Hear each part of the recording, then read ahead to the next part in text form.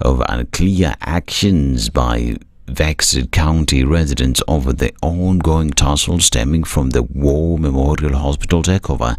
Senator Karanja sustained her allegations against Keheka that she unlawfully ordered the county government officers to man the facility and deny anyone seeking access. The orders, which she claims were given to Nakuru County Police Commander Samuel Danyi, have resulted in the death of patients and workers being rendered jobless.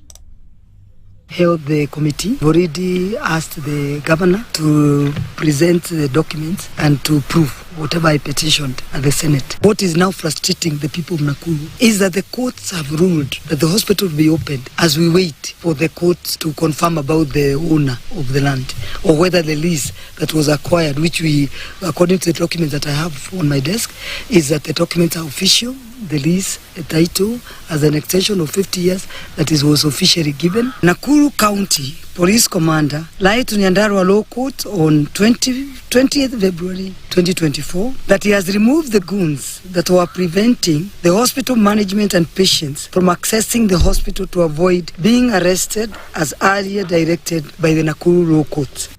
To sports, in Kenya topped the medal charts at the 6th edition of the Africa Cross Country Championship after clinching 4 gold, 3 silver and 2 bronze in Hammamet, Tunisia. The one-day event saw Team Kenya reign supreme in the senior men's 10 kilometers, senior women's 10 kilometers and men's under 20 categories, and only faltered in the women's under 20 category, where the country's best performer was Judy Chepkoech, who placed 6th. 18-year-old Vincent Kibet clocked 28 minutes 31.28 to lead Daibe Kiplimo to a 1-2 finish for Kenya in the senior men's 10-kilometer race, with Ethiopia's Gemechu Dida Diriba crossing the finish line in 28:57.23 to take bronze. Africa under 25,000 meters bronze medalist Vincent Kimayo, Brian Kiptoo, Frederick Domongole and Robert Kiprop Koech finished in 5th, 7th, 9th and 13th positions respectively. I'm Dennis Aseta. Good morning.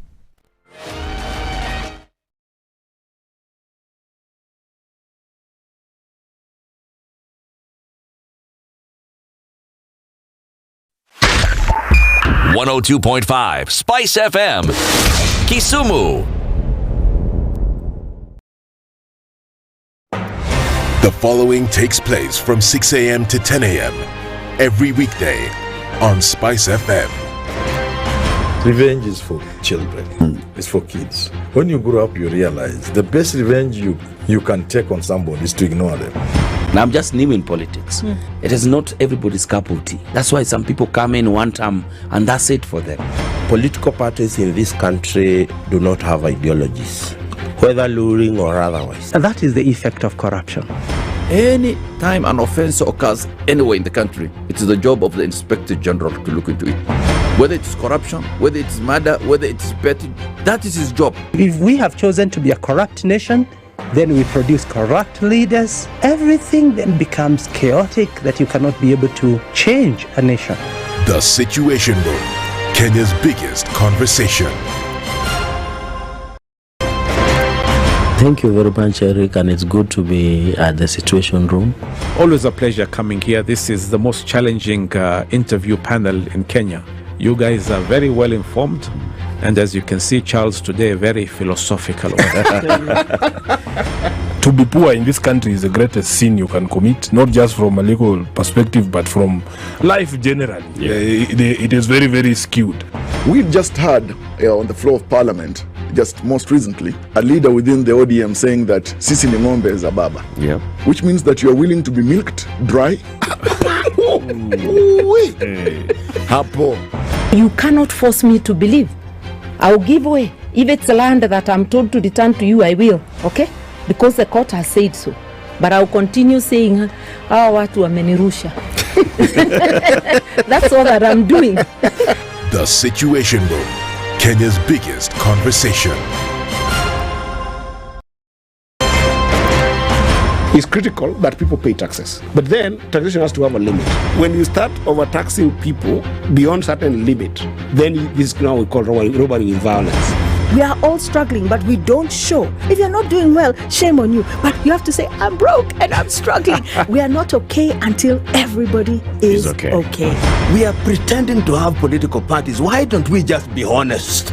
And we say, these are the Luyas, these are the Kambas, these are the Kikuyus, and we find ourselves in Kenya. You know, with politics and leadership, no matter what you do, there will always be a complaint. There will always be the assumption that you're either stealing or you're not doing things right. As a leader, don't fear. If you know you're doing the right thing, you've thought about it, you've got an expert advice, do it, then understand later. This country, we don't need prayers. Prayers is between you and God. Good governance and thinkers who care about the country and not their stomach. That's what we need. The Situation Room, Kenya's biggest conversation.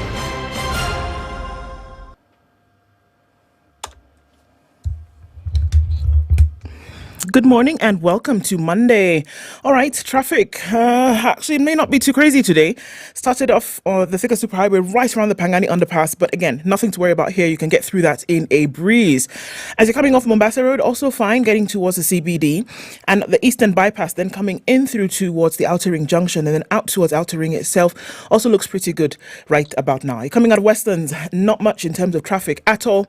I think we're starting off Monday slowly. Let's see what happens as we get into it. Let's talk on SpiceFM KE on X, hashtag the Situation Room.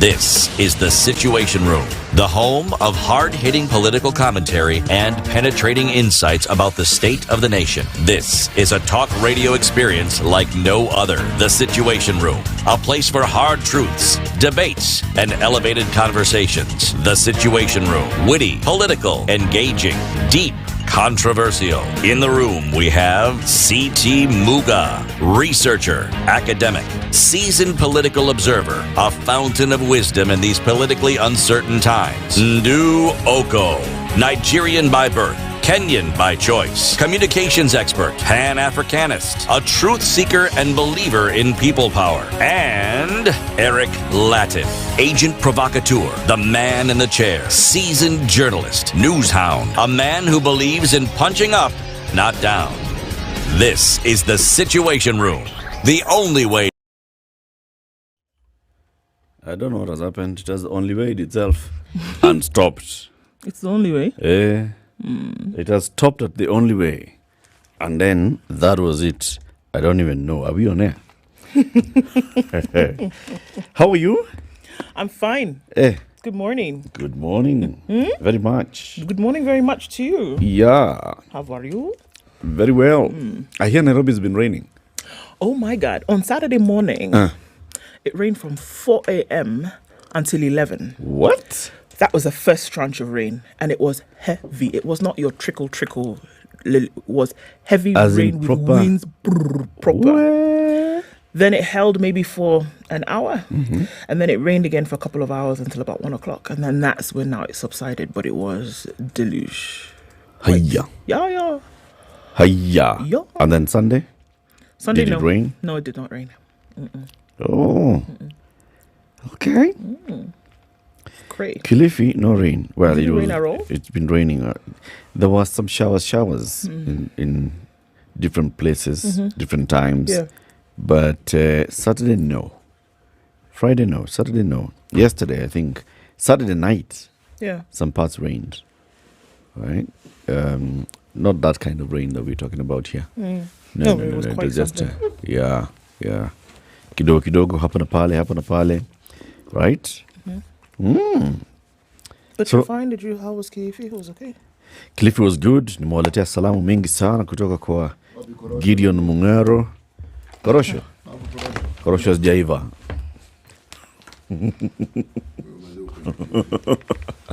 Asio kwenda Kilifi.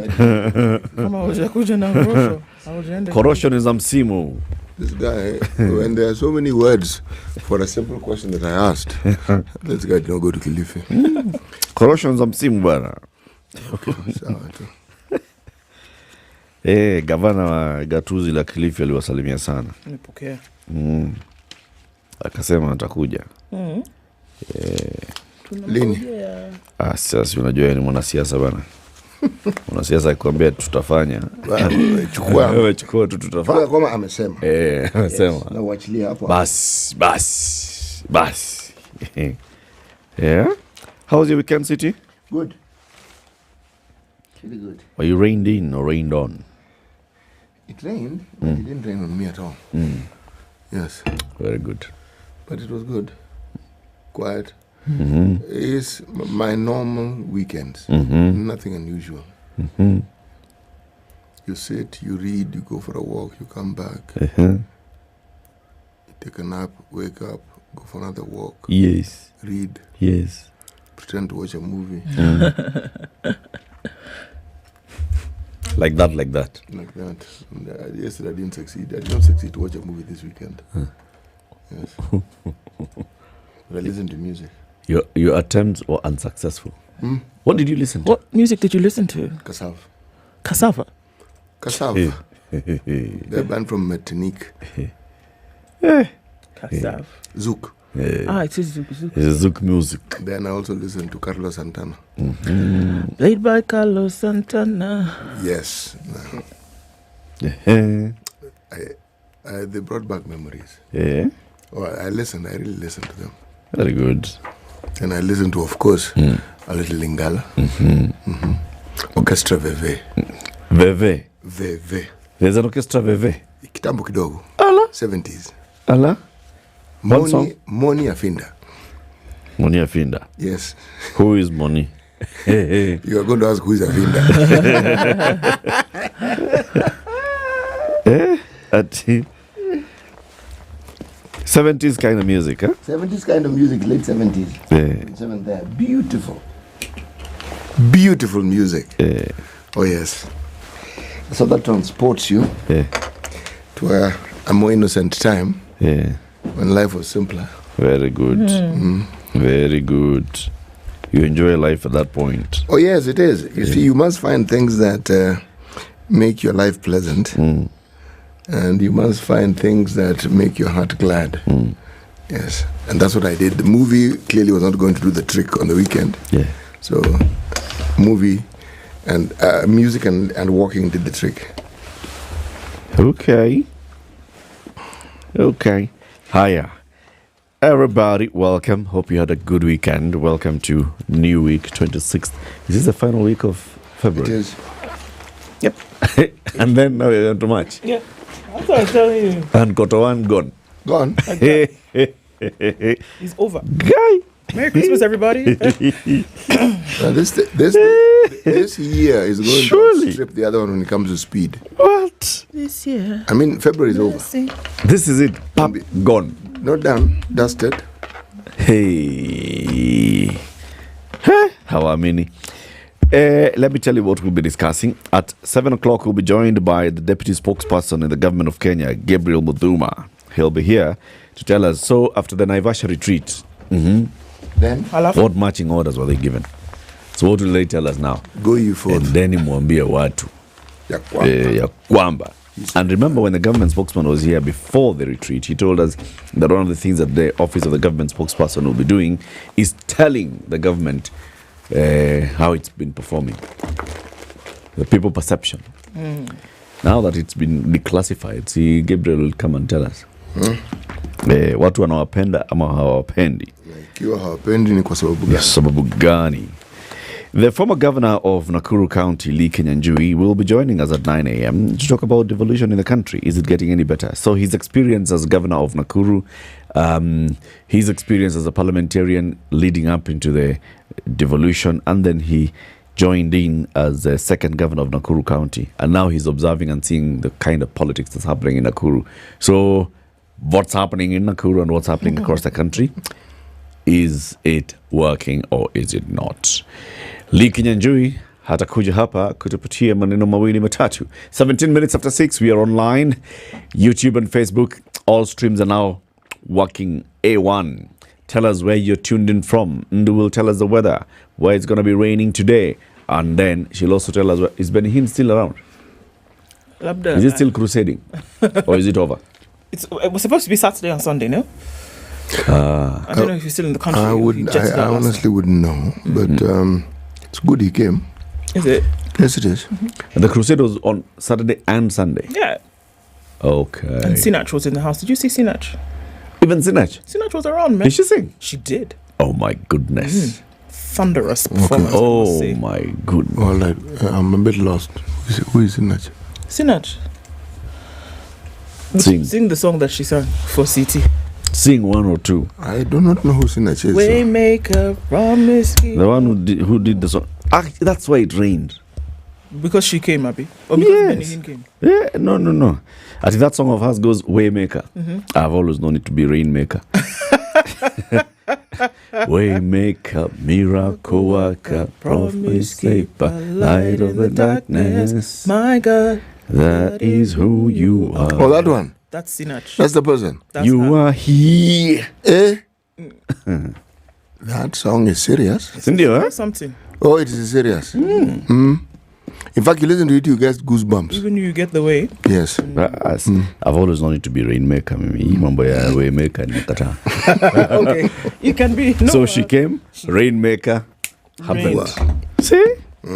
I was right. Tell us about the weather, please. All right. This is the Situation Room, the only way to start your day. The weather with Nairobi is partly cloudy at 17, highs of 28, and we'll see highs of 28 in a partly cloudy Nakuru at 15. 14 and cloudy in Nyeri with highs of 28, and in Eldoret it's mostly clear at 13 with highs of 26 and lows of 13. Mombasa is cloudy at 27, highs of 32, and in Malindi at 27 it's cloudy going to highs of 32. Kisumu is cloudy at 21 with highs of 29. It'll come down to lows of 20. Kakamega at 18 is cloudy, highs of 30, and we're looking into a cloudy Kampala with highs of 30 and lows of 19. Dar es Salaam is cloudy at 27, going to highs of 33, and Monday we'll see partly cloudy conditions at 18 in Johannesburg with highs of 29. Mogadishu at 26 is sunny this morning, highs of 32, and Addis Ababa at 13 is mostly clear with highs of 27 and lows of 13.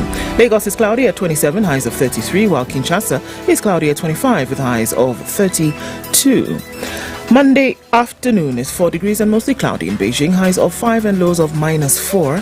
Paris is cloudy at 8 degrees, highs of 10 and lows of 5, while a cloudy, windy London is 7 degrees, highs of 9 and lows of 2. It's Sunday night in New York and it's clear at 2 degrees. Coming into Monday, we'll see highs of 4 and lows of 0.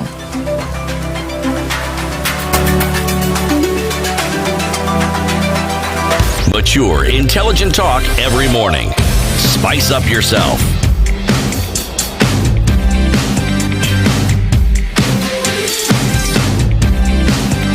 Mornings done right. 94.4 SpiceFM, The Nairobi. conversation begins here. Who is online? Deep State says, hello all, good day. Oh, good day to you, sir. Monica Oile says, Saseni morning spices. Happy, hope mli enjoy weekend. CTL enjoy weekend. Sabit Yusuf says, good morning. And Edna Nduciti. Eric from the United Arab Emirates, where Dubai is, city. The last week of February, hoping everyone has a great week. Sir George Gashoiri says, good morning, Ndu, Charles, Edna and Latif. Looking forward to a great show. Evans Ntabo says, good morning to you all. This is unacceptable. The owner of a place in Kawangware where a lady was beaten up, saying the girl deserves justice. Quite a number of things happening, quite a number of videos that we're not fun to see. Simon Ushuru says, good morning, Karibuni Sana, we missed you guys. Kino Ikolokt. David Kashangaki says, happy Monday, greetings CT Ndu Eric, tuned in from South Bend in Indiana. Alex Mnai says, Gunadin, my people. What are those? I don't know, what language is that? Good morning, have a nice show ahead. John Jokahato says, good morning, tune in from my cave. You're in your cave. Eti Raila kneels before William for AU job. Kenya Kwisha is a traveling comedy. Wow, okay. Samuel Bakora says, good morning. Have a nice day. Jane Kinaro says, good morning. Should county assemblies also air their proceedings on TV? Well, I don't know. Why not? Tony Mohoho is wishing his lovely wife a good morning. Okay, well done. Jeffrey Mogaka is tuned in this morning and says it's another week. We thank God having, and I have a nice week, guys, and a fantastic one to Nyaboke. Nyaboke. Joe Mongai says, let's love one another, care for one another. All right, let's do that. Robinson Kisero says, good morning from Hong Kong. Very chilly morning ahead into the afternoon. George Okoth says, good morning to everybody. It's unbelievable for the first family to import a fake preacher. Instead of taking care of Kenyans, children education, watching live from Miami. Yeah. Peter Caricho says, hey, all happy. Can both not happen at the same time? Import a fake preacher and care for Kenyans. And what makes the guy fake? I don't know, man. Peter Caricho says, good morning. He's tuning from Arizona. Johnston Asava says, good morning from Taveta. Robert Bogo tuning from Mombasa. Mesha Koginga. Everybody's tuning this morning. Bubble Queen says, from Northampton. Miriam Wairimu says, good morning. Almost the end of the month. Indeed it is. John Mwangi says, what a wonderful. And that's it. Anthony Kamau is tuning this morning. Peter Morgan is also here. And he's telling us, Totti Bishop is telling us about Peter Morgan from Morgan Heritage. Sawa basi. Mama J has decided that died. Did he? Saying R.I.P. Yeah, he's saying R.I.P. Oh, good Lord, what happened? Allah. Good morning, team. Streaming in from Dar, says Arnold Jockey. And Mama J says, CT, you have good taste in music. You know, like that. Thank you. Bas. Okay, the screen has decided to freeze at this point. So, No. Happy Monday, everybody. Thanks for being here this morning. If I didn't get to you, it didn't mean I didn't see you. It just means, we're happy that you're here. Screen freezed. It's the screen. It froze. Aya, fanya namna hiyo City. Where to this week? Benin. Benin. Benin. Not to be mistaken for the state in Nigeria. The capital of the state in Nigeria now. Yes. It used to be a state, then they changed. Yes. Now, what is of interest is that if you look at the country of Benin, it's actually next to Nigeria. Literally next. It's a slave of a country that leads into the ocean, but it isn't alone. Togo, where EcoBank is headquarters, is also a slave of a country that also leads into the ocean. So, enough said about Everybody slavers had to of touch country. beach.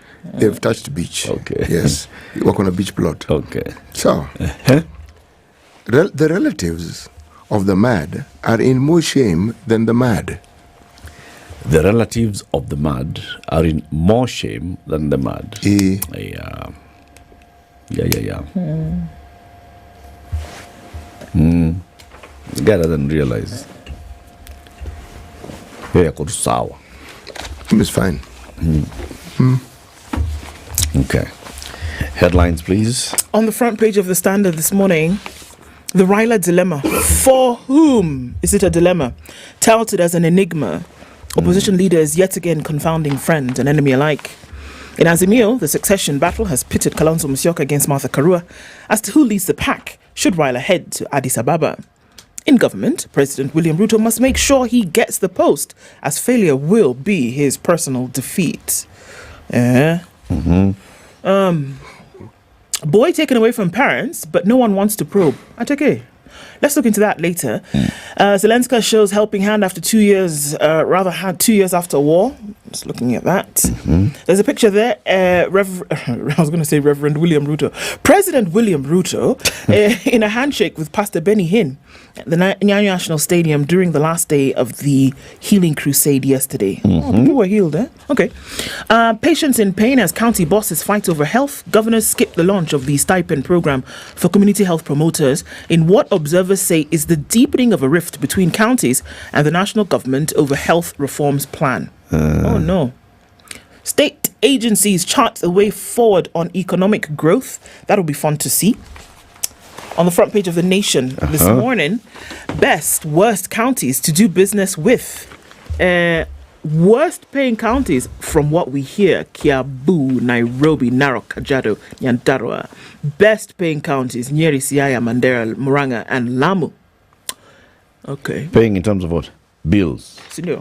They don't have pending bills. As in, though they don't frustrate people. All right. Do your work, we pay you. Okay. And yeah. The best one is who? Nyeri, 100%. Nyeri is Muranga, 100%. Nowera, 100%. Siaya, 100%. Mandera, 100%. Muranga, 100%. Lamu, 99%.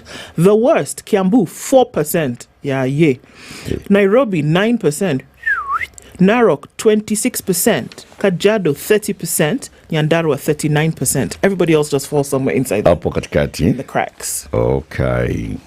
President Ruto hosts televangelist Benny Hinn at State House. So he went to State House later after, I guess maybe before the end of the thing. But there's another snazzy picture of the two of them. Raila succession now splits Nyanza is what this sensitized headline says in the tickers. Raila's bid for the top AU Commission chairperson job continues to trigger speculation about the possible successor in a region he has had an iron grip on for decades. Other tickers, students burn midnight oil to apply for courses. This KUPS thing has people in a twist. It doesn't look good at all. You have to apply for, you need through eCitizen. And everything is down. It's up, it's down, it's not there. They're appealing to authorities to simplify the procedure. KUPS has acknowledged the challenges and allowed an extension of the deadline for a third time. This is the third time they're extending the deadline because they can see that there are challenges. So rather than us to fix the challenge, we extend the time. Yeah? Deadline for what? See, to pick courses. This is for Form 4s. Yes. Sheesh. Yeah, it doesn't look good at all. Sheesh. We'll look into that story. Okay. Deadly levels of ethanol in killer drinks. So that's an NTV investigation into alcoholic drinks in central Kenya. And they have some shocking findings. Yeah. 16,000 police officers lament Sacco operations. It seems that they've lost some money and it's not looking really good. In a police Sacco? Yes. Don't worry. The person will be found. The sleuths will snuff it out, Abby. It's not a problem. It's the wrong place to fiddle with money. Right. Pesa imeenda, boss. It's the wrong place to fiddle with money. Imeenda. Haya, the Business Daily. CMA to drop troubled firms from Kenyan stock market. Where? The Capital Markets Authority has given the nod to the setting up of the Contentious Recovery Board for troubled companies listed on the NSE in a move aimed at protecting investor interest and boosting confidence in the stock market. This move will see troubled firms such as TransCentury, Kenya Airways, Mumias Sugar, Uchumi Supermarkets transferred to the special board for 2 years to help them get back to stronger footing. Failure to recover within this period eventually leads to delisting of such a company from the exchange. So trouble, you go to a certain board. 2 years there. If you don't, we say this company used to be listed on the NSE. You now become former. Yeah, formerly listed company. Kenya Power gets nod to bill consumers in US dollars. Hey, way, God in heaven. Ben Hinn was here. Ameombea dola ifika irudi 82. Let's see, lazima. Dollar irudi 82, Bob, my friend, because Kenya Power has received approval from the government to bill some of its customers in US dollars in a major win for the firm whose recent performance has been hit by foreign exchange losses.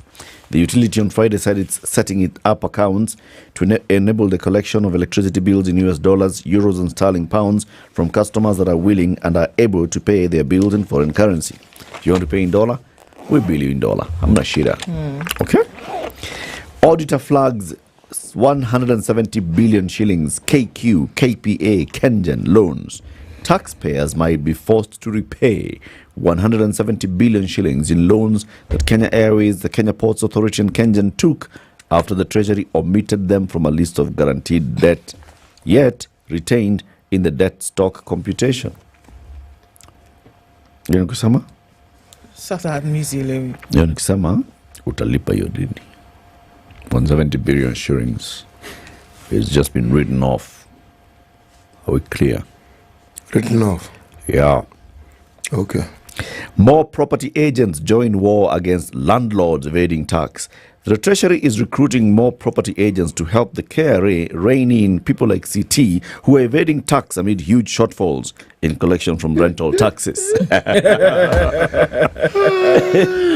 Oh my God.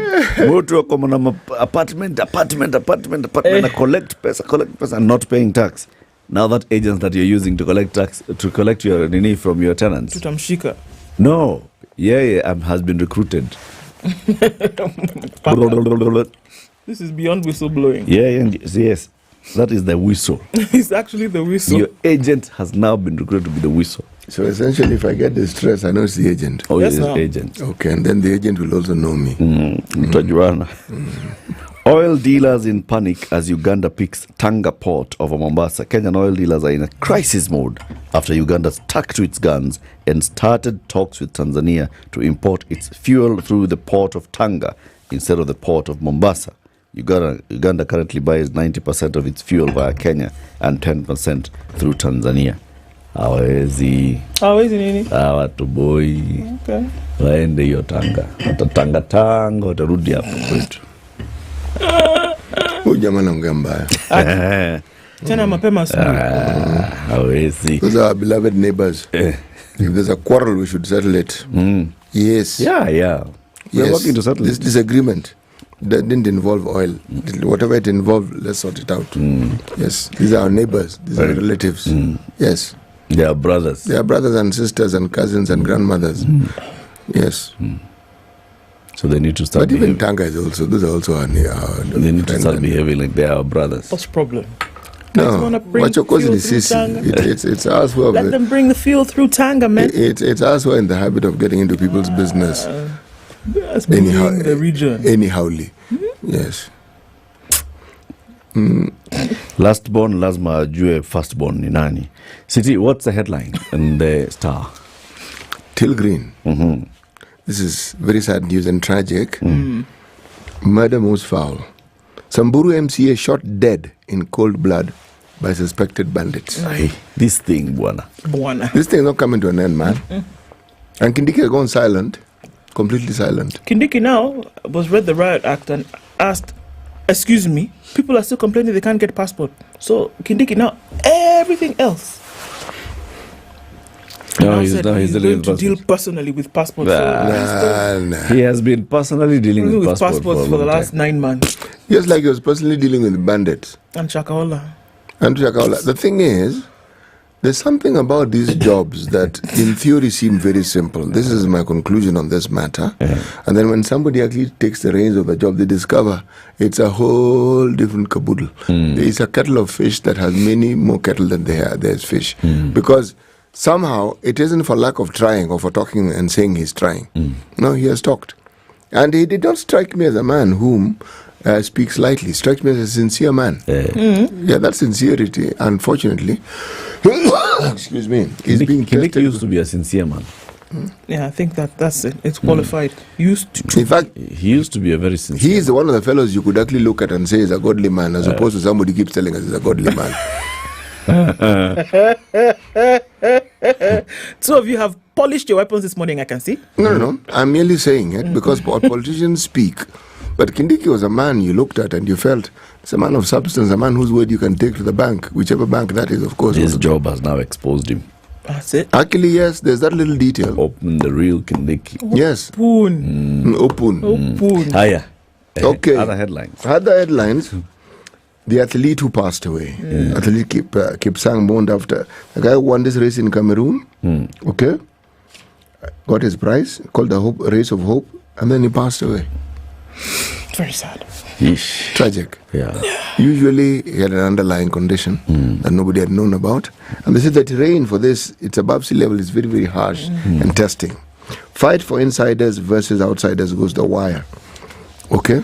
Lawyers will on Thursday elect new officials of the Law Society of Kenya and a representative to the Judicial Service Commission in a dogfight pitting insiders against outsiders. The lawyers will elect a new president after the term of Eric Theuri and his council elapsed. Candidates include Vice President Faith Odhiambo, former Vice President Caroline Kamende, and current council members Joe Kimbosh. There are very many ladies in this race. I think the affirmative action and the gender balance has at last been arrived at. Yes, this is not even gender balance, this is gender overtaking. Okay.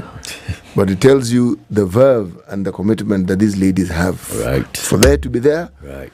Well done, ladies. Right. Lastly, LSK has only had one woman president. Rachel Omamo. Rachel Omamo. Only, Only. Yes. Payslip distress. This one is something that you need to listen to carefully. Okay. Thousands of bureaucrats facing financial crisis. Civil servants deep in debt, audit reveals. What does the audit reveal? The audit reveals that at least 15 MDAs flounder the 2/3 salaries deduction. And if you look at the story on page 4 and 5, it tells you even more and more and more and more. They are drowning in debt as hard times eat into their incomes. Correctional services have 4,000 people violating this. Treasury has 155. I don't get it. Please, let's take a break first, and then you'll tell us. I will tell you in detail. Yes. In detail. Yes. Please. 22 minutes to 7. Let's see what's happening on the roads. This is the Situation Room, the only way to start your day. All right, what's happening right around 6:30? Coming in on the Thika Superhighway, that's when we've seen more movement. And, coming in all the way, then just past Kahawa Sukari, there's traffic all the way through past Sitam Clay, City out through towards Kasarani, and then through towards the junction at Outer Ring. So there's a lot of traffic there this morning. It's snaking its way into the city. The service lanes are working, at least for now. You'll be able to make some mileage getting into the CBD, but the Thika Superhighway, it's going to be like that for some time from all that we can see. Traffic coming in from Gong Road, not a problem today, and also coming in from Westlands for now looks pretty good. We will see a build-up of traffic coming in from Lavington and then out towards James Kishoro and then onto Wayakiwe. But for now, it looks all right. The Eastern Bypass is flowing freely for the most part, and then getting onto Outer Ring should not be too much of an issue. Jago Road also looks pretty good, except for right around the Makadara train station area, but then onto Landis and then through towards Kamkunji. You are fine. Let's see what happens as we go through the morning. We'll talk on SpiceFM KE on X, hashtag The Situation Room.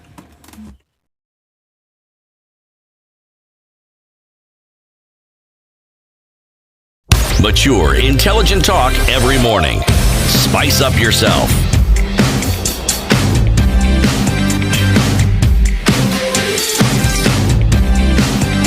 Mornings done right. 94.4 Spice FM, Nairobi.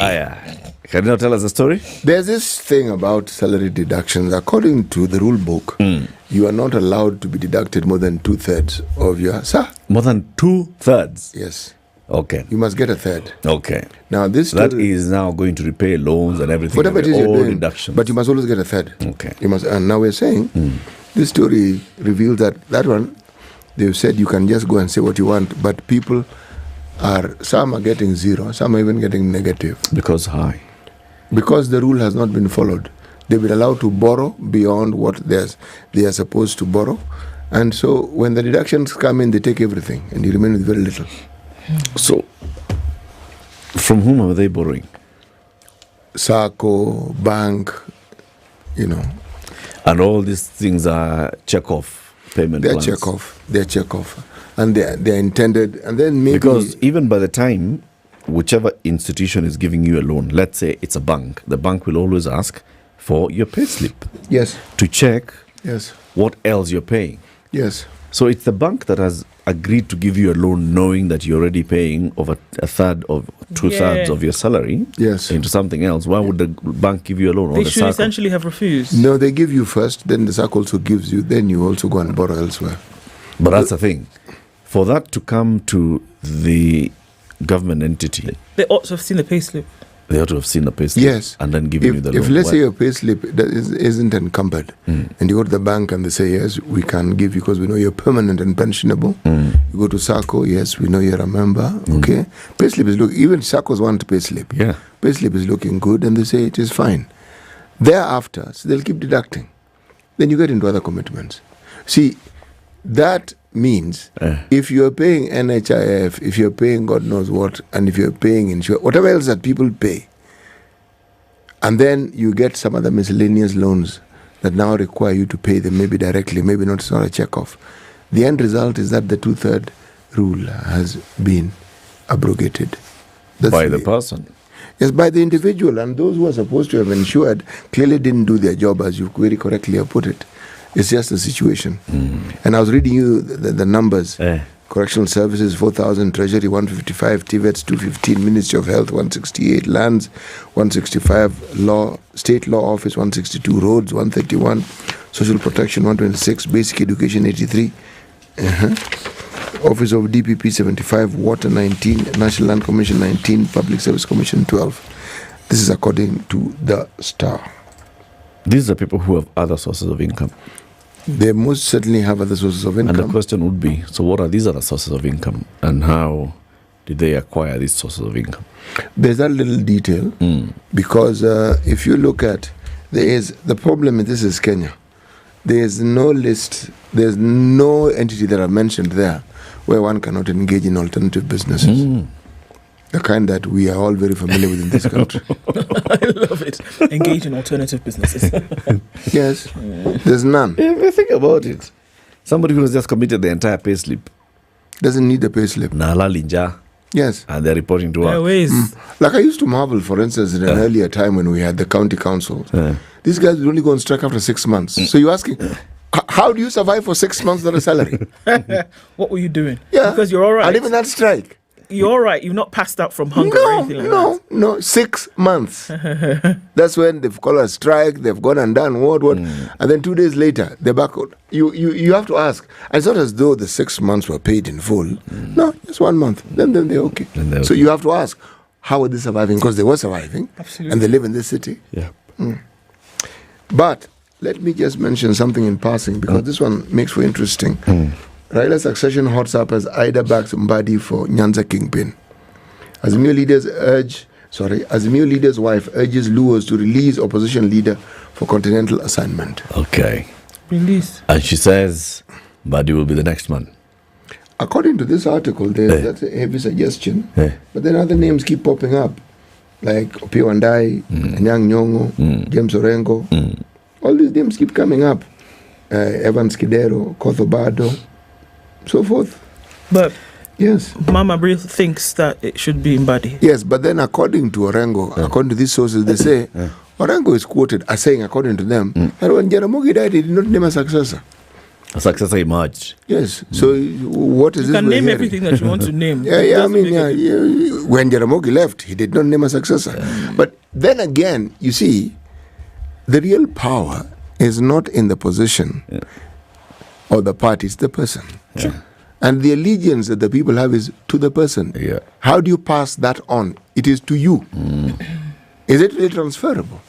You can endorse someone. You can endorse if you like. But we saw how that endorsement worked for Raila in Central Kenya, didn't we? He was endorsed and people kept saying, why didn't he just come on his own? He didn't need the endorsement. The point is, if you can transfer the allegiance people have, then it means if there's disdain, it can also be transferred.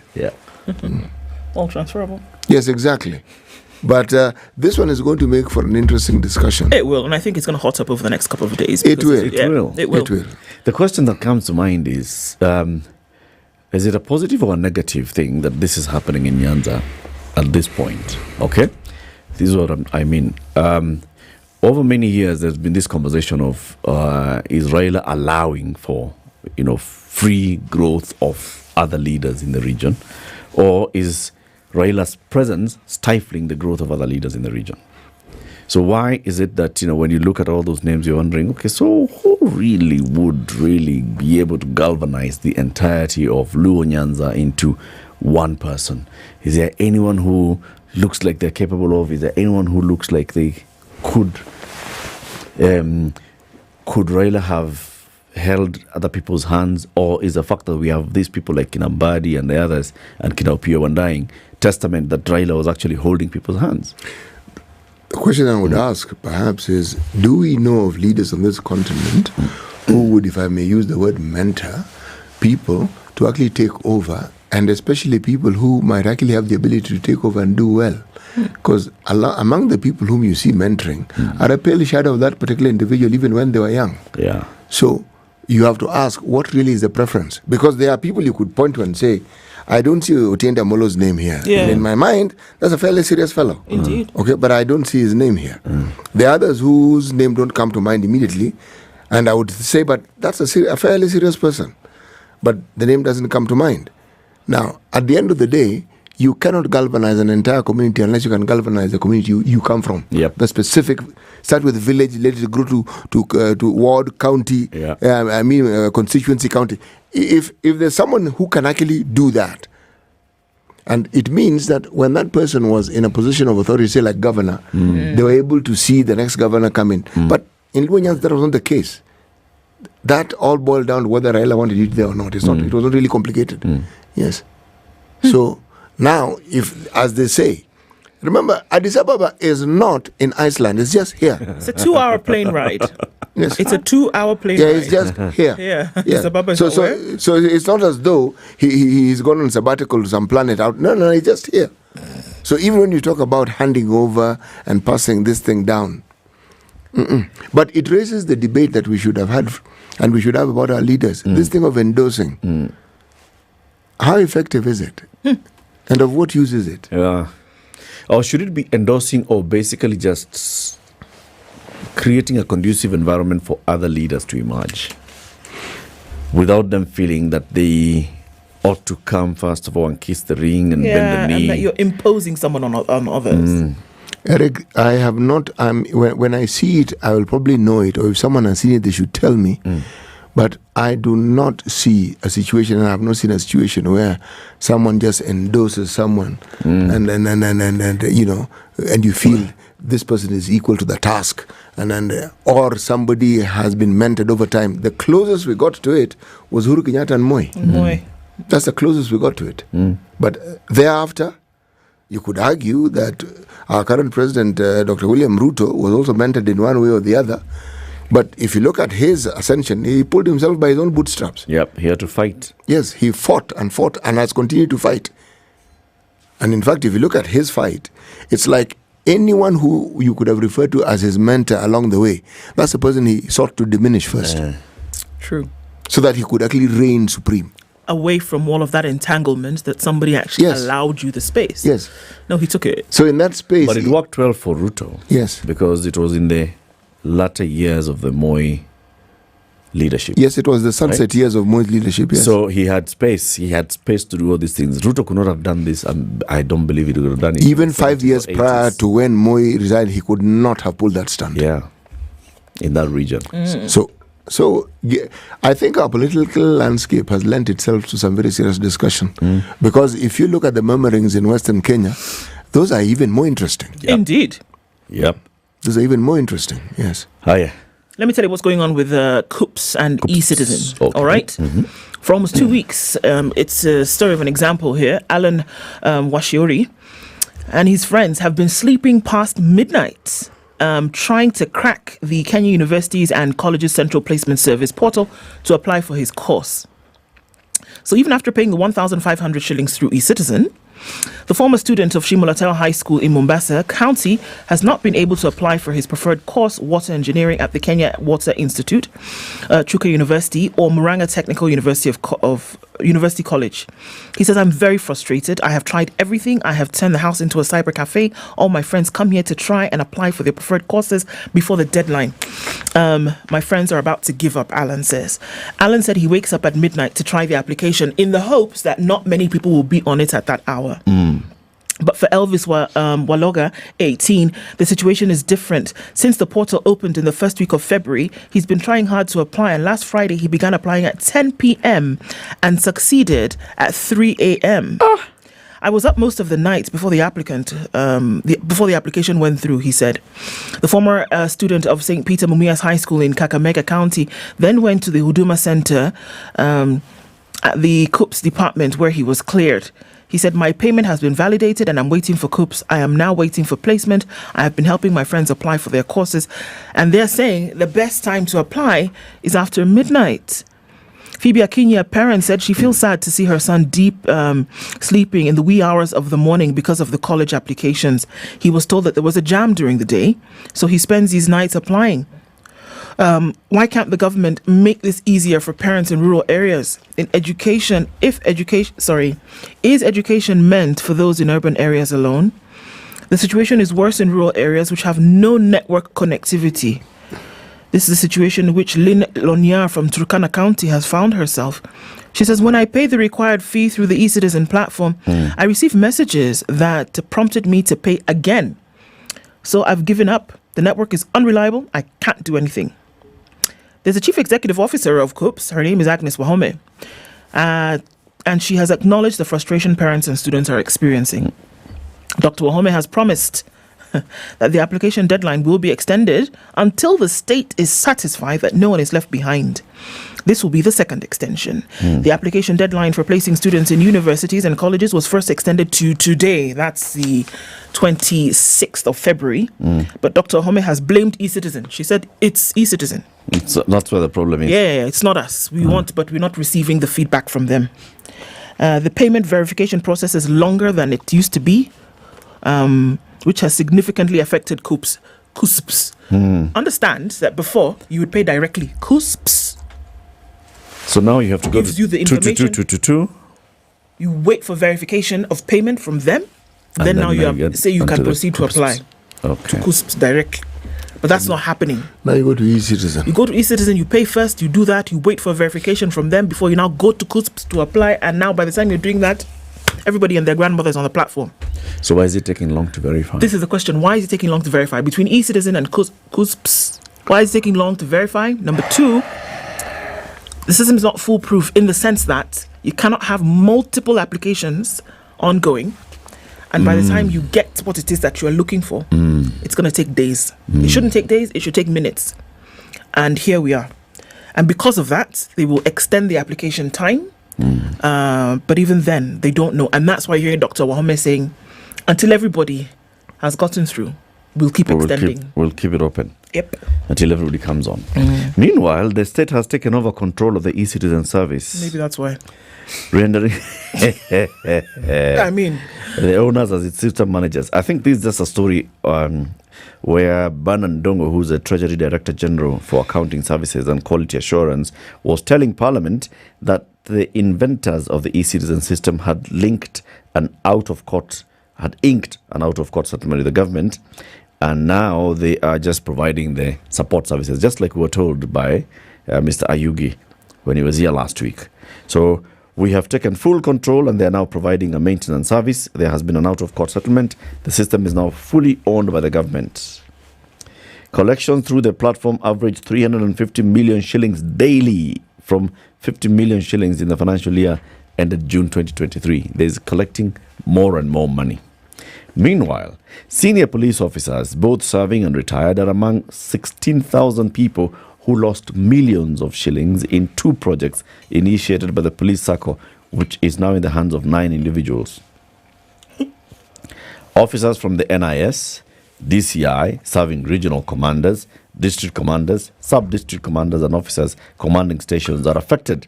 They allege that they were forced to pay for the projects through the Sacco, but they are yet to see the benefits. Some of these architects of the project served in the Kenya Police Service in the 1980s and they were based at Vigilance House. In the 80s, it was mandatory for all police recruits to join the police Sacco by force, by fire. Then recruits were forced to leave at Ruaraka Housing Estate in Kasarani, Nairobi County. Documents in the possession of the nation show that the Ruaraka Housing Project started in 1981. It was an investment of members of the police Sacco. It comprised a 20.4-acre plot in Lower Kiambu, adjacent to Safari Park Hotel in Kasarani area. You know that area? Kasarani area? Lower Kasarani. Mahali NIS wako huko siku hizi, those sides. The police Sacco owns the land title, according to the documents. 8,003 recruits paid for the purchase of the land and construction of houses. The land was then divided into 32 plots of about half an acre each. 31 bungalows were built on each of the plots, and a service center was built on the remaining one. The project was completed in 1989. It was funded by members of the Kenya Police Sacco Society and the Kenya Police Sacco as a body corporate. By the time the project was completed, each member of the Kenya Police Sacco had contributed in the ratio 1 to 2.35 held in the Sacco. It cost 8,003 officers 61 million shillings to buy this land and to construct 31 bungalows. When the Nation team visited the area yesterday, a plaque at the entrance revealed that it was officially opened by former Police Commissioner Philip Kilonzo, who died in 1997. Other buildings have been constructed in the land, with the owners claiming these are their own. In 2000, the investment was transferred from Ruaraka Housing Estate to Ruaraka Housing Estate Limited. And the company, the ownership of this new company at the time had 9 interim directors. The nation cannot reveal their names for legal reasons. At the time the interim team was elected, the company had a membership of 8,000 shareholders. And the nation understands that some are now retired and a few are still in service but close to retirement. So all these Sacco members were contributing money. That money the Sacco used to buy this land. The Sacco used that to also build 31 houses. Then the ownership of that was transferred from Sacco to Kamban. Kamban has 9 directors and shareholders. Those are the ones now who own that estate. Okay? So the Sacco, police Sacco, house, this Kamban, 9 directors, link, not clear. And who allowed this? See, it was just happening. The way these things happen. This is Kenya. Okay. And are these people policemen also? I know we're going to top of it, but just quickly, again, just come back to this placement story. A lot of people are complaining that it's not just the e-citizen to the portal, but it's the portal itself that has issues that you cannot even select. Portal. Yeah, that you cannot even select subjects. So this is a compounded issue because one, there's no verification. Verification takes time between e-citizen and CUSPs. Right. But at the same time, the platform has its own issues. So yeah. So CUSP is getting bombarded. Proper. And it happens every year, by the way. Even last year, I think I remember there was some issue like this. It's just 1, 2, 3, the CUSP issue. So people are now opting to stay up and try from midnight. Everybody is on it at midnight. It's going to go bonkers. Oh, my goodness. Oh, my goodness. Okay. Dr. Masharia needs to think up a new excuse. That one is not working. That excuse is not excusing. No. Coming up to the top of the hour, keep it here for more conversations. In the next hour, we speak to the deputy government spokesman. There's a deputy.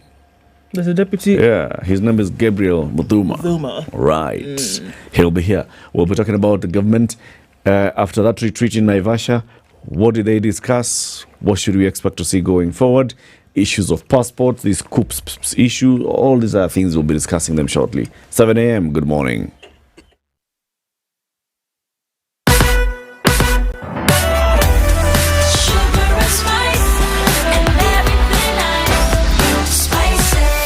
Spice up your life.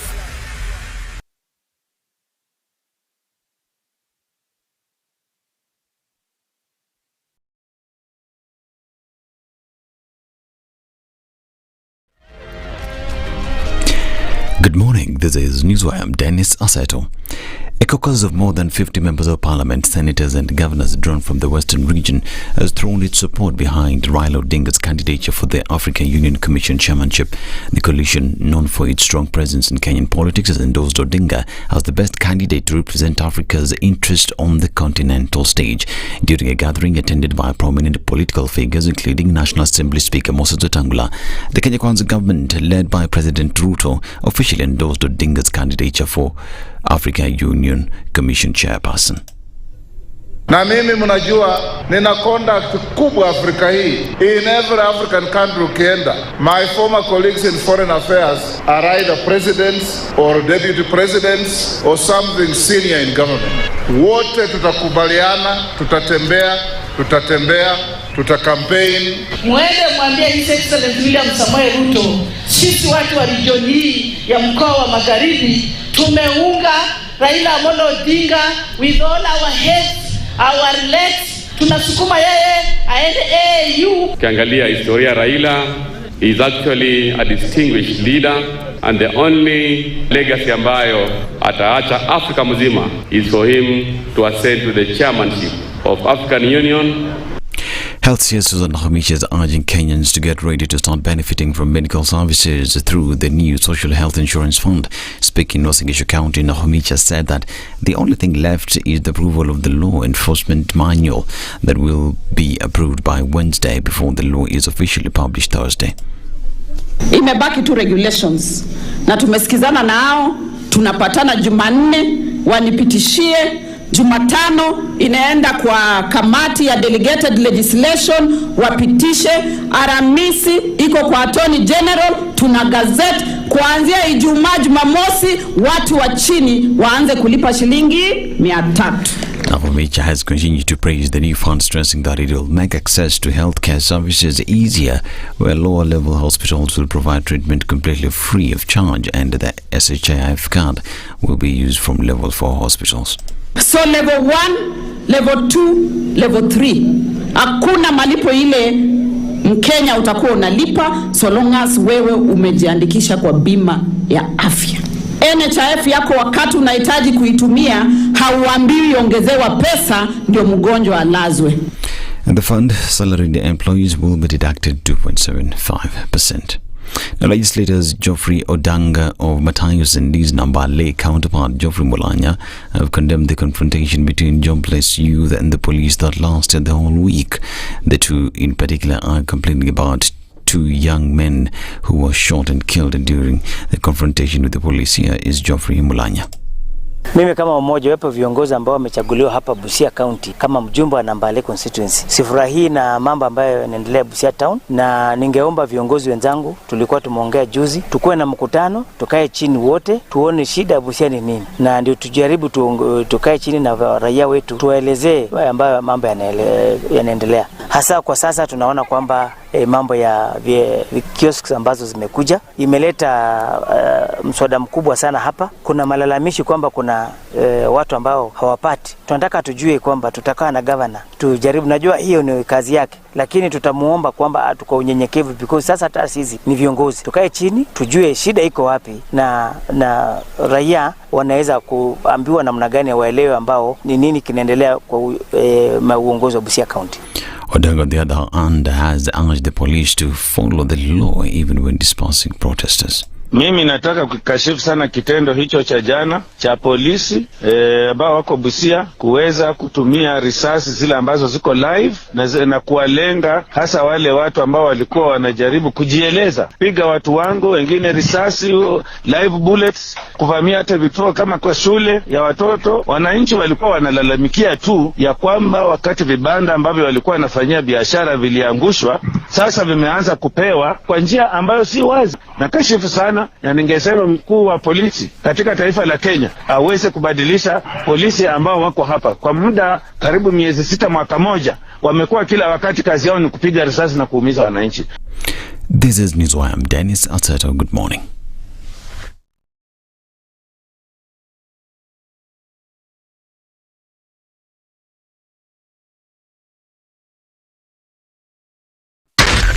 SpiceFM, Nakuru. Okay, so a few minutes after 7 o'clock, traffic is probably doing the thing this Monday morning. On the Thika Superhighway, it's been crazy from about 6:30, and we're looking at traffic well beyond the Outer Ring Junction, coming in from Kasarani Hot, all the way through towards the city, essentially, at this point. Somehow then, between the Outer Ring Junction and Survey, no traffic, but then after that, it's crazy. Before and after is madness. It's also crazy on Kiamburo this morning, bumper-to-bumper traffic in from the DCI headquarters, that junction, probably is going to tail back past Karura Gate C, so watching out for that. It's busy on Gong Road, it's busy on Limuru Road, coming into the CBD also from Jogo Road. It's probably going to be busy as you touch on Landis in a short while. So it's starting. Let's see what happens as we get into traffic hour. We'll talk on SpiceFM KE on X, hashtag The Situation Room.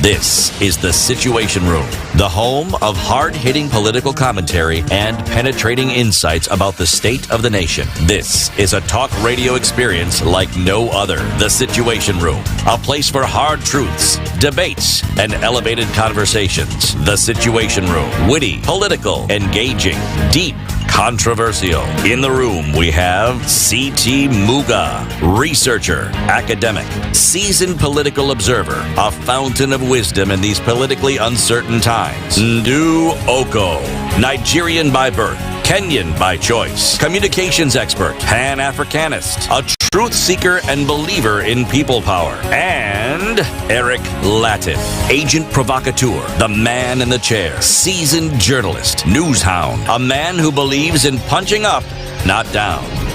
This is the Situation Room, the only way to start your Welcome day. to the second hour of the Situation Room this Monday. It's the 26th. 26, 27, 28, 29, done. Friday, new month. Like that. Tukisonga.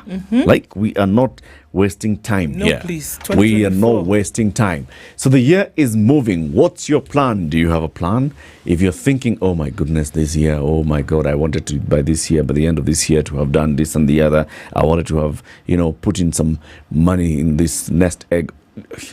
You still have some opportunity, by the way, right? And that's why ICA Lion are saying, you know what? We have got the experience. We can help with your plan. And they're saying, what is your plan? Come, let us discuss your plan and let's discuss how we can help you actualize your plan. What's your plan? Is your plan to be swimming with the dolphins by the end of this year? Okay.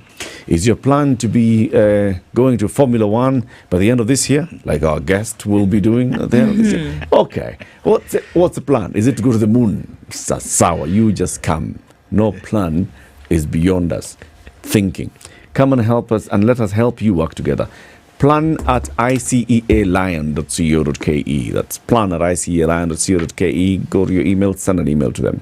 Or go to their website, and this is icealion.co.ke. Or their social media handles, icealion Kenya. Okay? They'll talk to you. So do wherever you want to go, even if you want to go to Lome, Togo. Indeed. And if you were in Lome, Togo, you would know that that's the headquarters of EcoBank. Yes. You would also then be able to imagine moving from Lome to Freetown, to Monrovia, to Abuja, to Jamena, What's or the capital of Benin? Yamoussoukro. What's the capital of Benin? Capital of Benin is Cotonou. Cotonou. If you were in Pretoria or if you were in Windhoek or Blantyre, it doesn't matter where you are, so long as one of these cities has an EcoBank and you started off your journey in Nairobi. That meant you wouldn't have to shut down your account because of the one platform that EcoBank allows you to plug into, business as usual, regardless of what time the sun comes up. Seamless transactions. It's like you never left. So plugging into this one platform, and it's a way of doing business. It's a way of making your life move on, regardless of where you are. And EcoBank has come up with this great, well, not come up, it's been the way it has been, because they've realized that this is the way for doing business. It's a better way. It's a better Africa. Kabisa. Got to do some shout outs to the people from Kilifi County whom I met over the weekend. They said, Salimia Hawatu Sana. We listen to the show, we follow the conversations, starting from the governor of Kilifi to the executive committee members for environment in Kilifi County, to the Oron of Taita Taveta County, to somebody from Plan International called Lillian. She also said, you know what, go and say hi to Siti and Ndu. Yeah. Even the government is listening to the conversation this morning, and that's why this title, government deputy government spokesman, right here, Gabriel Muduma is our guest for the next hour. Good morning, Gabriel. Asante sana, and thank you for inviting me here. Karibu sana. Asante. Now that you know we are where we are with the government, praise God. No? Amen. Oh, okay. Very good. Amen. Very good. And Siti? amen. Siti? Yes. Please welcome Pastor Gabriel with the day's proverb. I will. Our proverbs for the whole of this week are from the country of Benin. Cotonou. Or Benin. Well, Cotonou is actually their largest city. The capital is called Porto Novo. Porto Novo. Yes. Okay. But you're right, Cotonou for a long time was precisely that. But it's now just the largest city. They realized the administrative center doesn't necessarily have to be the largest city. Many West African countries did this. They've come to that realization. Cote d'Ivoire, Nigeria. Start off with one place, then you say, no. We'll talk to this one of ours. Let's move this thing somewhere Kenya, else. you guys. Talk to Kenya. We'll talk to this one of ours, this government of ours. We'll talk to it. And tell it. Nairobi does not have to be the Even South capital Africa city. has moved. Yes. Nigeria actually did, from Yes, it Lagos did. to Abuja. 25 years ago. Yeah. So, City? Good place, though. The relatives of the Amazing mad. place, actually. Okay. The proverb for the day. Okay. The relatives of the mad are in more shame than the mad. The relatives of the mad are in more shame than the mad. That's a tongue twister. The mad here is M-A-D, not M-U-D. Okay? Yes. Do that is specifically meant for you. And not M-A-D-D. Yes. Mado. Or M-A-D-E. Or Mado's relatives. Paul Kalemba. What happened to Paul Kalemba? What happened to Mado? He's alive and well. Excellent. You don't read the Standard, do you? No, you don't. Because if you did, you'd know he's alive and well. See? Serikali sasa. Key among the many things. What's your interpretation of this one? Of what? The mud. The proverb. Well, I told you it's a tongue twister. I cannot make anything out of it. Can't make head or tail of it. Now, mud is a relative of the mud. The relatives. The only thing I know, the good line that I know about the mud is when we pray for the rain, we must deal with the mud as well. No, that's mud. This was saying mad. You said mud. Oh, cuckoos. Yes, Manoki. No wonder. Manoki. No, the relative of the mud is mud. Okay. I told you it's a tongue twister. No. Please repeat the proverb. Please do. The relatives of the mad are in more shame than the mad. Oh, I seem to be getting it. Because, let me try. Let me attempt. Please. So here we're talking about somebody who's cuckoos, the relatives, because probably of his actions. Yeah? And I think I'm getting it right because of his actions. They'll always be put to shame. But again, they need to take him to get better treatment, I think. Okay. That's good. Yeah. Yes. You see? Yeah. Need I say more? No, you don't. You put it well. Thank you. Very, very well indeed. Excellent. So the Serikali came out of Naivasha after a retreat, which brought together the senior government officers, cabinet secretaries, principal secretaries, senior directors, and government spokesman and his deputies were all there. Before the retreat, the government spokesman, Dr. Isaac Maura, had been here, and he told us that one of the things that you're going to do as your office is to go and have a conversation with the government and say, this is a public perception on how the government is performing. Did you present that? We did. What did you tell them? Just exactly that. What? We told them what was going on. You see, the beauty about being in the office that we hold, we get to hear a lot. We get to sit down with great people like yourselves. We get to be told what people are saying and the perceptions that you're talking about. We generally have conversations deep and wide, and it's sometimes only in good nature of what we do in terms of communication that you also bring out the good as well as the bad. And you have a conversation and say, what can we change in terms of perception? As they say, communication is perception. And here you say, this is what we've done well. This is not well. This is the areas that we are not doing very well. And this is what we need to improve. You see, most of the time, we have it that if you probably are just waiting for something to mellow so that you can communicate better. Kenyans, and including ourselves, we've taken it upon ourselves to think nothing is happening. And probably at that particular moment, that's when the things are so deep that there's so much going on, and you're waiting for that product to be ready so that you can communicate it's in its entirety. And sometimes you find these are the times where you ask for people to just be patient, and you guide them in ways where people can actually understand that which you're doing in the background. Remember, Eric, many times we see government as this machinery that is always moving. And many a times where we will throw rocks, and that's what I see. That's what we used to do back in the day. You know, at one point I remember senior, we used to call Kibaki Bubu. You remember those days? Why? Because he was not doing much of the talking. That did not mean he was not doing much of the doing.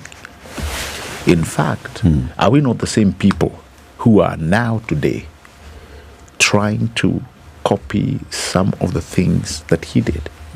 So those are some of the things that we are trying to bring out, and in terms of communication, yes. So to answer your question, we were able to bring forward the good, the bad, and the ugly, and we aligned. I'm curious as to what are some of those things that you then, or the government has accepted, that are not going so well, that need to be addressed. What are some of those things from a government perspective, and not even just bringing into perspective or into discussion what Kenyans feel?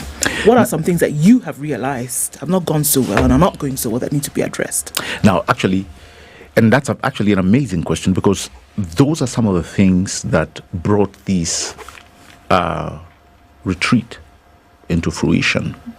So how it started was sometime last year, towards the end of the year, we had a meeting, more of a mini retreat that preceded the one that was in Nanyuki.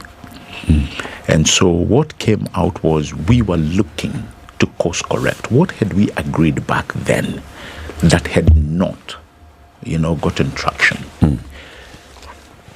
What did we need to change? Because sometimes you can even have policies. You know that, Eric. You can start out doing something and you realize, wow, there's so much issues that are being thrown out, whether it's coming through the legislators, whether it's coming through the courts. What do we need to do then? How do we course correct? And that is what actually led to this retreat.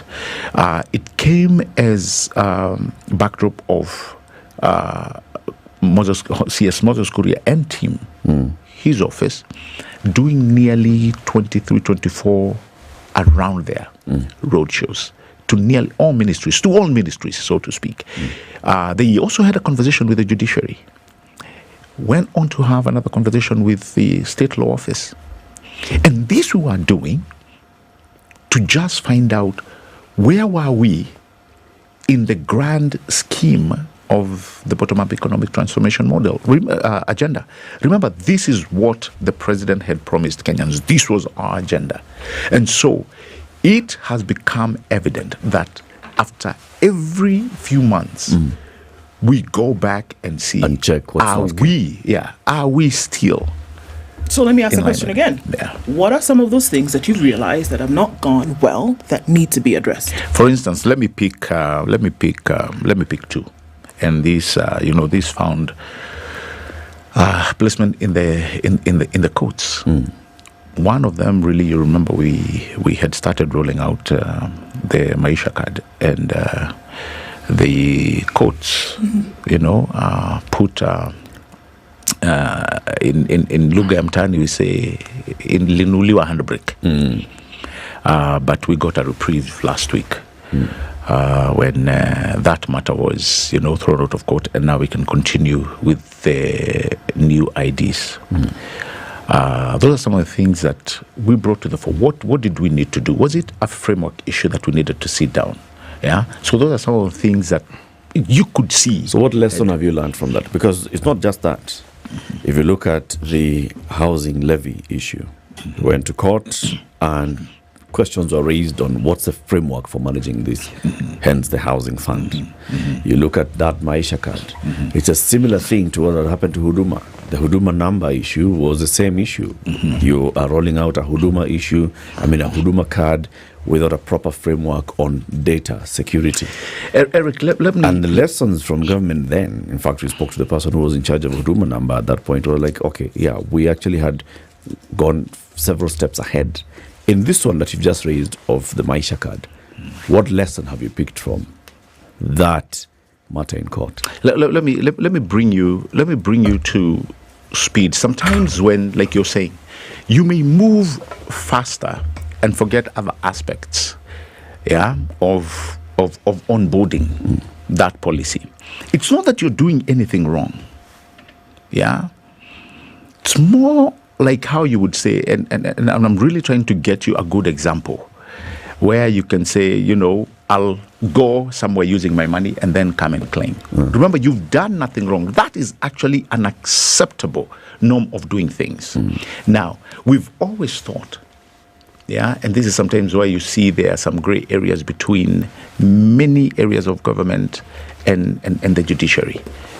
I now, being in government, I see why some of these things crop up. For instance, just the other day I was sitting down with some people from the state law office, and I saw the government has active cases. There are active cases against the government. 57,000 active cases against the government. Now, most of the time, we think that there's something wrong that has happened. But we have been dealing with a myriad of so many things, Eric. So many, sometimes you wonder, was this necessary? For instance, let me give you, for instance, we are told of a company that wanted to upgrade our airport. Somebody lost the tender, went to court. The company that had won the bid started waiting for matters to be done and to be given, or for the court to pronounce herself on how this matter should go. But it took long. It took 2 years. And the investor was like, no, I have other places I can go and invest my money. We lost out on that. Why? Because somebody decided. And there are so many cases that happen on a daily basis. Somebody loses a tender, they go to court. We have an active one. And actually, it's touching on the media houses. This one of MyGov. Somebody lost the tender. They don't believe they lost it in the right way. They are in court right now, or they've gone to court. And if you look at their bid, it was very high. We have mastered the art of just stringing government projects. Is that the lesson that you took to Naivasha?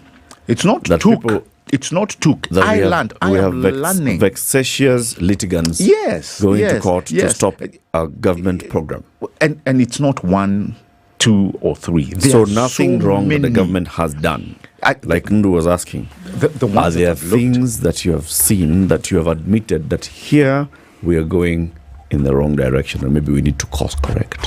There are some that we, like you've said, the meeting itself was about course correction, and it's not to do with matters in the legalese. No, we're talking about some of the things that we ourselves, some of the goals that we have set. Okay, now then, Gabriel, we are moving in this direction, and we realize, wait a minute. Answer Ndu's question now directly. What? Am I not answering it directly? No, you're not. I don't know. You've not told me. There could be 4 things. Even tell us 2. That you sat around the room and you put heads together and said, guys, this is not going the way in which we thought it would. This is not giving us the results that we thought they would give. I've answered the first one on IDs. And we are happy. Wait, went to court. No. I was just telling you what has happened out of the IDs, and now we are happy that the government will be printing nearly 15,000 IDs per day. The second one, which we've learned a few lessons and a few things, were the issues to do with passports. And I know that is a very hot topic as we speak right now. What have you learned? So, 2 things out of the passport issues. For the longest, we've not invested on the right technology. For the longest, nearly 10 years. And what is the right technology? We hear you're talking about the printers. Here you're talking about the people or the companies, the suppliers, who make the booklets. So it's an entire ecosystem that has not been well oiled. All right? Now, is it well oiled or upgraded? No, well, you could you could say, let me use the word oiled. I like mine better. And I'll tell you why.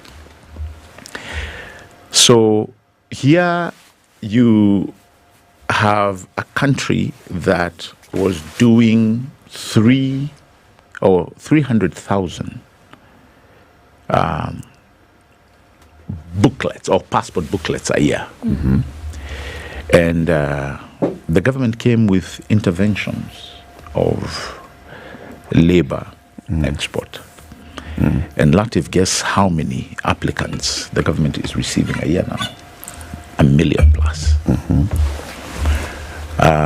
So here we come and realize that the technology that's here needed to have been upgraded some time back. That has not happened. Obviously, there's been issues in Nyayo House. And the cabinet secretary has come out to really accept that some of the things going on at Nyayo House needed to have been fixed. The corruption, these are things we are learning. The lethargy at times.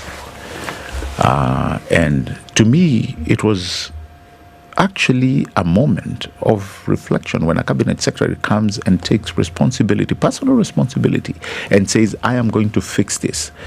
All right? Notwithstanding that we have about 70 something, nearly 80,000 uncollected passports. Again, this is the Mwananchi facing. The people who have not come out to collect their passports, what have they been doing? What should the government do about people who just apply and then they just, go into oblivion? What must this environment, how must this environment be managed? So those are some of the things that, we are coming to learn. And so the lesson in passports is a technology lesson and a procurement lesson. That we need to upgrade our technology, so we need to go into procurement. And not only, the cabinet secretary said this over 6 months ago. And not only in the area of passports alone.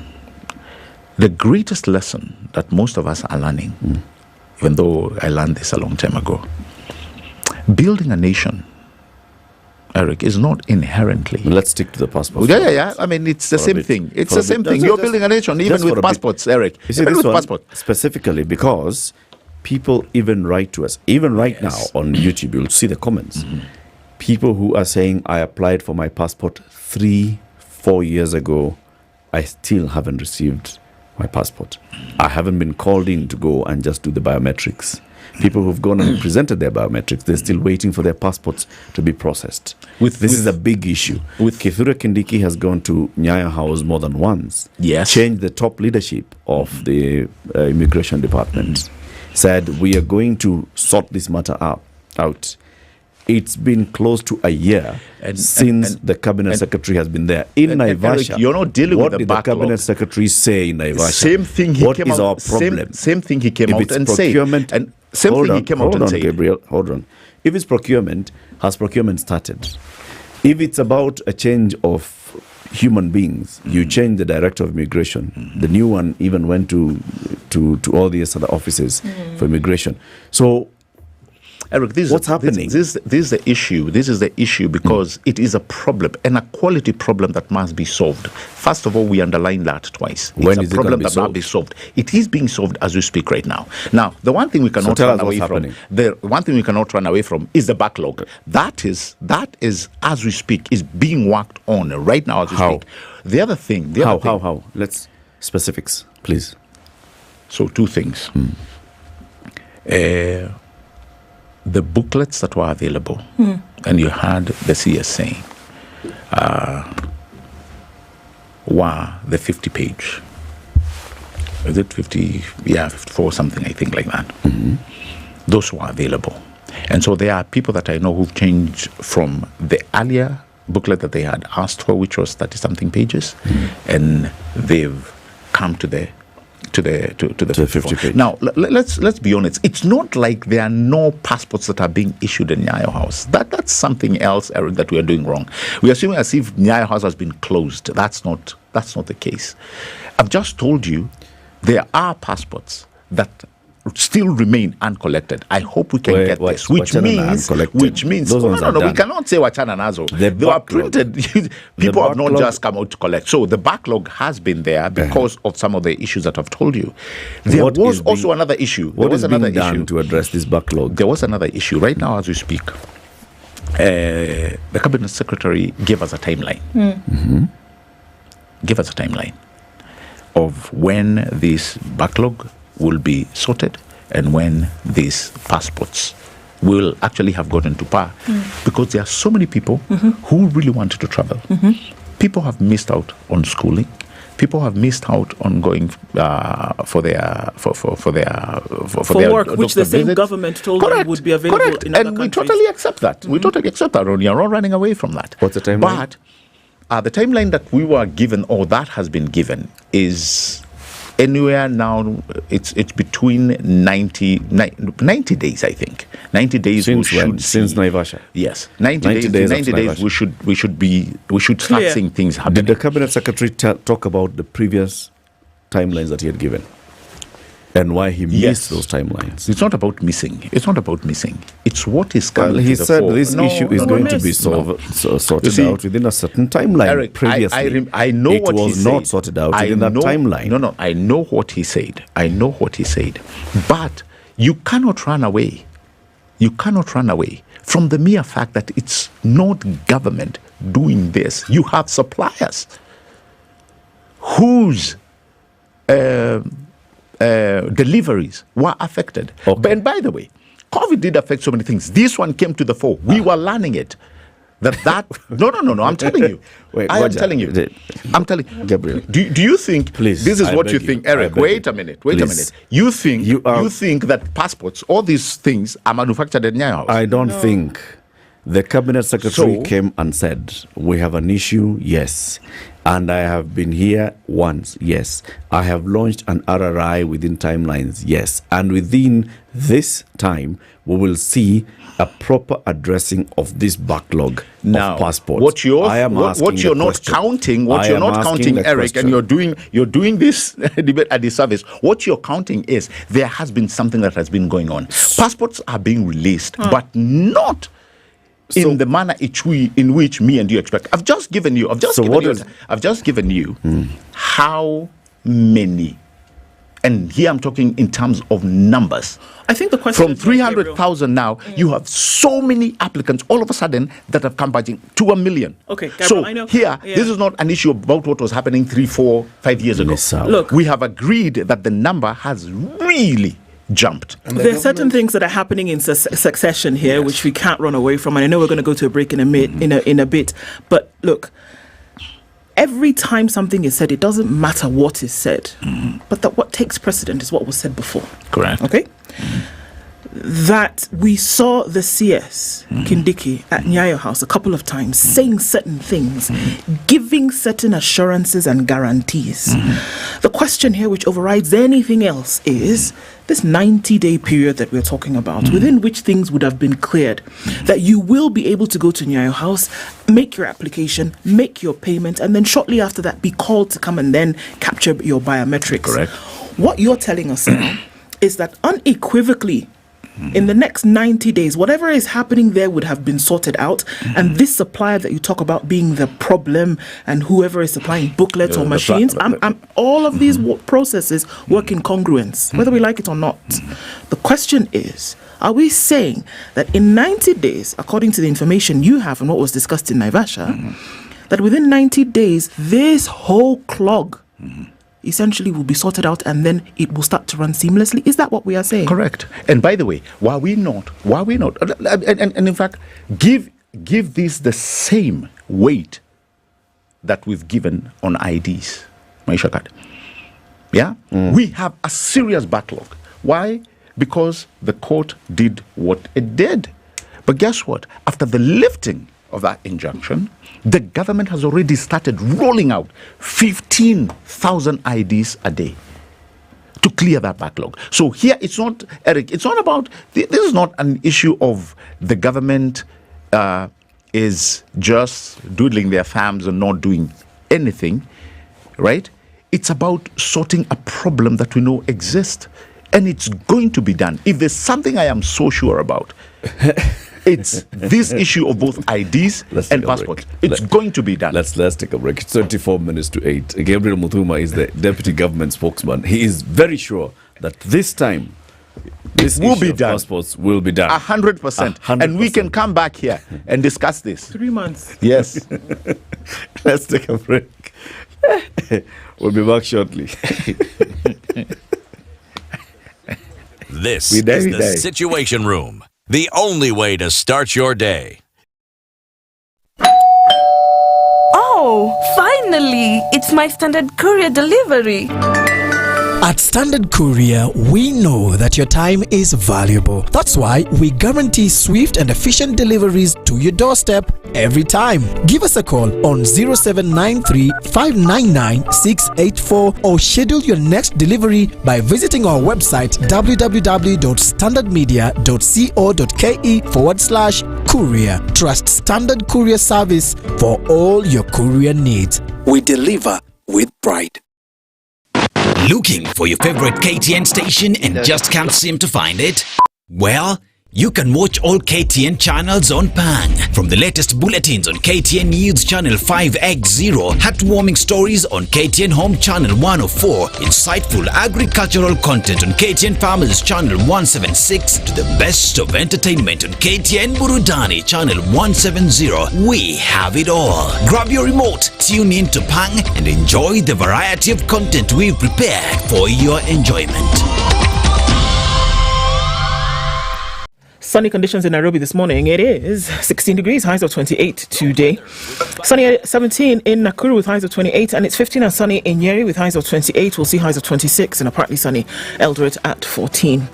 Light rain in Mombasa this morning at 27, and it's cloudy in Malindi, beckoning rain at 28 with highs of 32.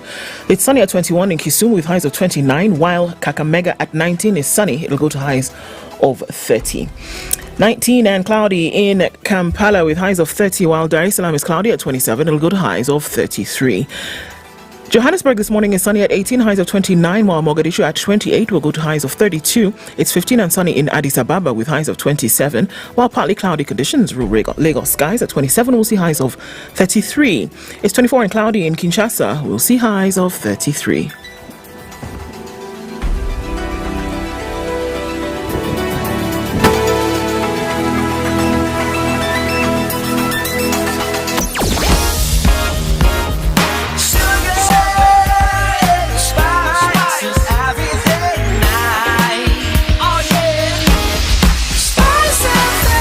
Spice up your life.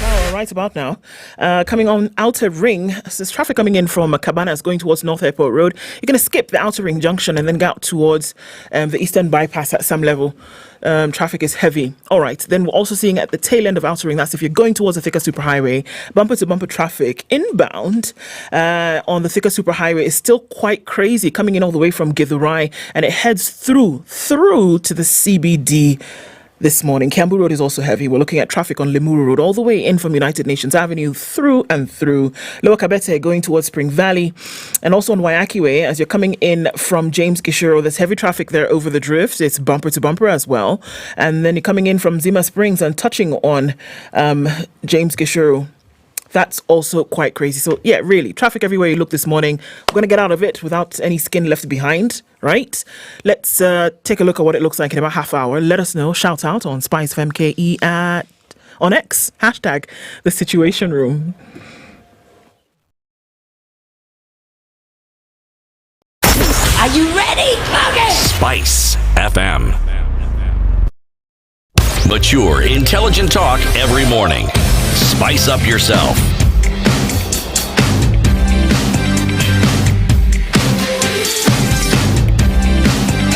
Mornings done right. 94.4 Spice FM, Nairobi. The Deputy Government Spokesman, Gabriel Muduma, after Naivasha, the retreat of senior government officials, so what should we expect? And he said one of the things, of course, is rededication of effort to resolve the problems at immigration. This is and many others. This is after the immigration one is after the cabinet secretary tried once, twice. Was the issue of insecurity also discussed? Well, they did. But you know, those are some of the things that they're classified. Yes. Okay. People in Baringo are being killed left, right, and center. People in Samburu are being killed. People in Samburu are being killed. They're asking, where is our government? We know there's been a government security operation in this area since last year. We had the deputy governor of West Pokot County at this desk, where you're seated on Friday, was it? Yes. And he was talking about the same insecurity continuing in West Pokot. And he was wondering what's happening. And saying, in fact, the Interior Ministry seems to have abandoned the officers it has sent to the ground. Well, I don't think that's the case. But like I told you, that's something on another level in matter of security. But one thing I can tell you without fear of contradiction is that any life of a Kenyan lost, it's just one too many. And it's my prayer, really, that the insecurity around that area will be sorted as a matter of supreme urgency. The truth of the matter is, it's been more like it's nearly grained as a custom that area, for the longest, whether you're looking at it this year, 10 years ago, it is the same thing that has continued to happen. I am hoping that we will find a lasting and permanent solution. It is my prayer that will be found. Going back to what Ndu asked earlier, is this one of those things that the government can actually lift its hand and say, you know what, imetushinda? Apana. No. Listen to this. Listen to the chronology of events here. During campaigns, the president promises this issue of banditry, I can address it. I have a formula. I tried the formula before. This formula was then abandoned by the previous administration in which I was serving. He comes in and says, and even goes to this area and says, you know what, you bandits, you cannot try me enough. I'm going to crush you. The cabinet secretary says, we're going to crush the bandits. Enlists the help of the Kenya Defence Forces without parliamentary approval, or less, but let's not even dwell on that. But the Kenya Defence Forces are sent to the ground to help police with an operation that's gone to close to a year now. And the matter has not been conclusively addressed. Is this a thing that the government is prepared to say? You're wrong by saying the matter has not been conclusively arrested. You see, has it? You see, the thing, and I don't know why you like doing this. You put it in a frame as if nothing is happening. There's a lot of operation, boots on the ground, taking place as we speak. Just the other day, I think 2 weeks ago, we saw one of the area leaders who was arrested with intelligence that some of these things that we are seeing are political motivated. Is he in court?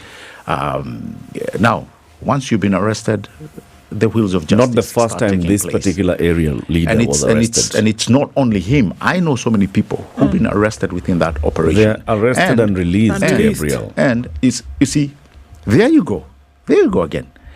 The government, once they've arrested you, the police, they take you to court, right? Yes. What does the court do? The court listens to the evidence that you take to court. And if they release you, has the government done their job? Has anybody, Gabriel? The thing is, Eric, and this is why I want us to avoid this debate. There you go again. You think nothing is being done. No, I have told you. Nothing is being done. Boots on the ground. I agree. The cabinet secretary is usually around that area in so many instances. Can I repeat my question? Almost a year into the operation, in West Pokot, Samburu, Baringo, Elgeyo Marakwet, Turkana, right? Not one person has been taken to court by this government as being behind banditry, Have you mentioned West Pokot? cattle rustling. Yeah. Yes, I did. Okay. Not one person. Are you sure about that, Eric? You can tell us who, and you can tell us how far this case has gone. What I know. Okay. What I know. The cabinet secretary told us he even knows the spiritual leaders of these people, and soon he's going to out name them. Hasn't. Schools that were closed during the height of this banditry, not reopened. Eric, in fact, people who were displaced because of this banditry, not returned home. A chief was killed over the weekend. A chief. An MCA was shot dead. It was an MCA, yes, not a chief. Right. An MCA was shot dead over the weekend. And others have been shot and killed. When I say it has not been conclusively addressed, that's exactly what I mean. Eric, conclusively. Eric, matters security, and I'm not talking about that area alone. Look at it nationally. Yeah? Because this forms the base of our conversation. Every little detail that I know currently is being taken to assure that all of us are safe? Now, is that a guarantee? No. Correct? But that does not mean that the government is not doing anything to ensure that my life and yours are safe. You know, me, I've come to one conclusion. Yeah?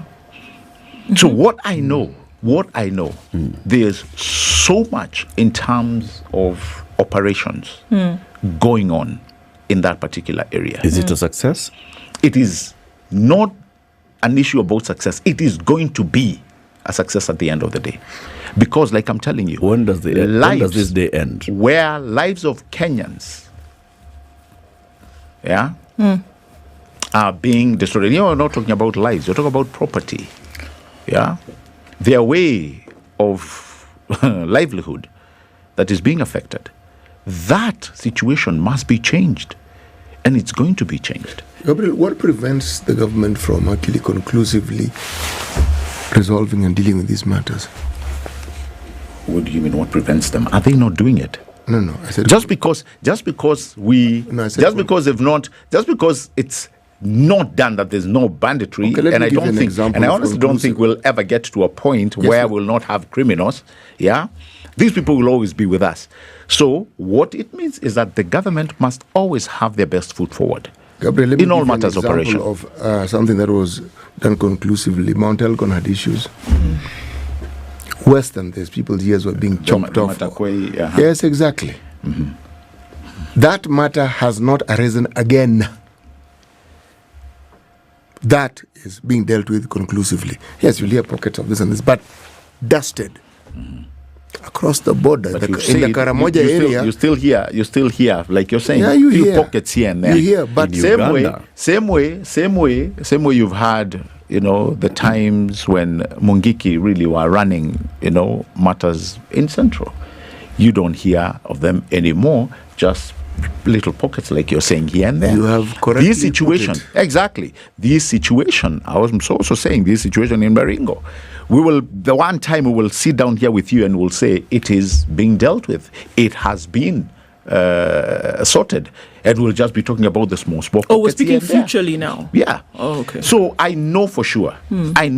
What I don't want us to believe, Eric, what I don't want us to believe is as if the government is doing nothing when the lives of Kenyans. We are not saying we don't think it's doing nothing. So trust me when I tell you, this matter will be solved. This matter will be solved. And I hope one day me and you will come and sit down here. Same way we are talking about the Matakwai issue in Mount Elgon. And same way we think we are talking about Mungiki. That one day we'll be saying, well, this issue has been sorted, just little pockets of problems. Gabriel, one thing that's very interesting, and I think one problem that governments, and it's not just the Kenya government, I think governments across board, maybe there are few that maybe have cracked it, is the aspect of communication. Now, for matters such as this, communication, I think, is key. And I'll just give you a small story. My father used to tell me about. It's told of a man who came home one day and he was waiting for food to be cooked. It was a thing to look forward to at the end of the day. And his wife was preparing. She had prepared the fish, the meat, and the thing for the soup. He was sitting in the outer courtroom and veranda, rather. Every now and then he would call, "Is it ready?" She would say, "We're working on it." "Is it ready?" "We're working on it." At some point she would come out. So eventually she brought all the things for preparation. She came and sat with him. And she showed him, "Look at what I'm doing. I'm preparing the vegetable. I'm preparing this. I'm preparing this. Now we're putting it into the pot." So he could see the process. Soup was eventually cooked and ready. But she was inside before. She was just telling him with her mouth, "It's getting ready. It's getting ready." It took her to bring everything out to the veranda and prepare in his presence and now explain to him the process. Yeah. Do you see where I'm going? Correct. Totally. Don't you think it is necessary for government at some point to communicate with its people? And this is the thing about communication, whether it is good, whether it is bad, whether things are going upside down, that Kenyans do not hear about the things that are happening from government. We can't deny that. One thing I like about my president is that he made a very deliberate choice. This is what he said, and he's told some of us.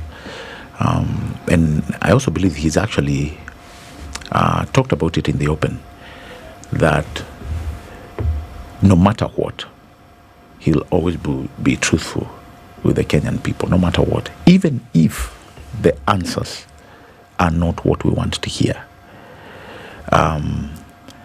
There has been areas where even myself I'd have said, wait a minute, I think this would have been said better. I think this ought to have come out at a certain time. Eric, me and you being communicators, and the two of us, we all agree on the concomitants, as we call them, of communication, where you say who communicates, when do they communicate, how do they communicate. And there are times, not that you don't want to communicate, but you want to communicate a holistic picture or image. And here your example actually is very validated, or it's brought to validation when you say the guy wanted to see food being made in front of him. That's what most of us wants to do. We really want to see it now. We are the now people. But again, I take you back to what I earlier told you on. Just because somebody does not verbalize it, it does not mean that it's not being done. Kibaki gave us, the late President Kibaki gave us that example, that you can actually be doing things, and when everything is done, you bring it out in the open, and people are grateful for. Now, the issue we seem to be facing in our time is a lot of miscommunication and disinformation. Because sometimes you will, even people within the media, you will run with things that are really not true or correct. And we have to follow you around. I'm just saying this without an example. No, I want an example. For instance, how many times, let me not quote somebody, how many times have you seen, even some of the media houses, they've printed newspapers that they recall a chapter and say, hey, by the way, no, it was not like this. How many times have we dealt with fake news? How many times have your media houses taken a picture and brought it to their social medias and put up a huge fake in red that they have to follow information to say this did not come from our media station? That is what we are dealing with. That's a very good example I can give you. So that is what we are running after. The issue has been who or where are you getting your communication? Is this communication truthful? You know, there's something, Eric, I wanted to tell you, and this, I'm not really jumping from the question that you asked. I think I've answered it. But there's something I wanted to tell you that I've come to learn over the years. And I think this is why we came into the IDs and passport. Building a nation, honestly, it's not inherently a do-it-yourself job. I don't think we'll ever come to a point where we will raise our hands and say, hooray, we've built a nation Kenya. is built. We will never. Because at every point, a nation that must become successful must be subjected to progressive advancement. Guess what, Eric? As this bypass, we are finishing the southern bypass. We go start on the northern bypass. The minute we are finishing the northern bypass, we must come back to the southern and ensure that it's preserved. The portals that are there, we work on it. That is how you build a nation. And that does not necessarily mean that when something is happening after you've built something, that a few, and even a small pothole here does not mean that there's anything bad that was done. It just means that you must be on top of the game. Yep. And this is where a country like ours now is in serious need of leaders who can make hard decisions. You need leaders with the testicular fortitude, we say, to make hard decisions. Are you saying we don't have those right now? No, we have now. This is one of them. I can give you an example. Yeah. And these are the hard decisions that we are making. Okay. You know, when things like the housing, when the president comes out and says, guys, we have been importing 500 billion shillings worth of food per year. Just look at that. Look, what does that tell us? And he has said, in the next 5 years, we are going to cut that by a half. And in the next 10 years, hakuna chakula itatoka nje. What is he telling us? What is he telling us? That actually we are heading in the wrong direction. And this must be course corrected. All right? When we talk about re-engineering a place like Kiambu, I don't know when the last time you visited Kiambu. Yesterday. Do you know, I was Eric, I was being reminded by my uncle. Had a long conversation with him. He was reminding me, Gabriel, you see Muthaiga Golf Club? And I said, yeah. All the way to a place called Kist. All the way.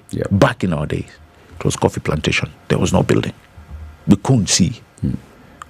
Today, as we speak, is a concrete jungle. What is happening to our coffee and tea? Had we, and we still have time, I believe, to re-engineer how Kiambu should be, we have the opportunity to course correct some of the damages that are being done. Our coffee that was coming from Kiambu, the tea that was coming from Kiambu, we can still reclaim it. No, we can still reclaim it. Tunaweza zuia hii maneno ya kujanga kila mahali. Watu waishi wapi? I thought you were doing places. Yes, that's what I'm saying. But you see, and infrastructure is the way to go. Yes, and exactly that's why we want to run away from this single dwelling and go vertically. The vertical spacing is the way to go. Kiambu is an extension of Nairobi. Yeah, but you see, no. It has eaten coffee. No.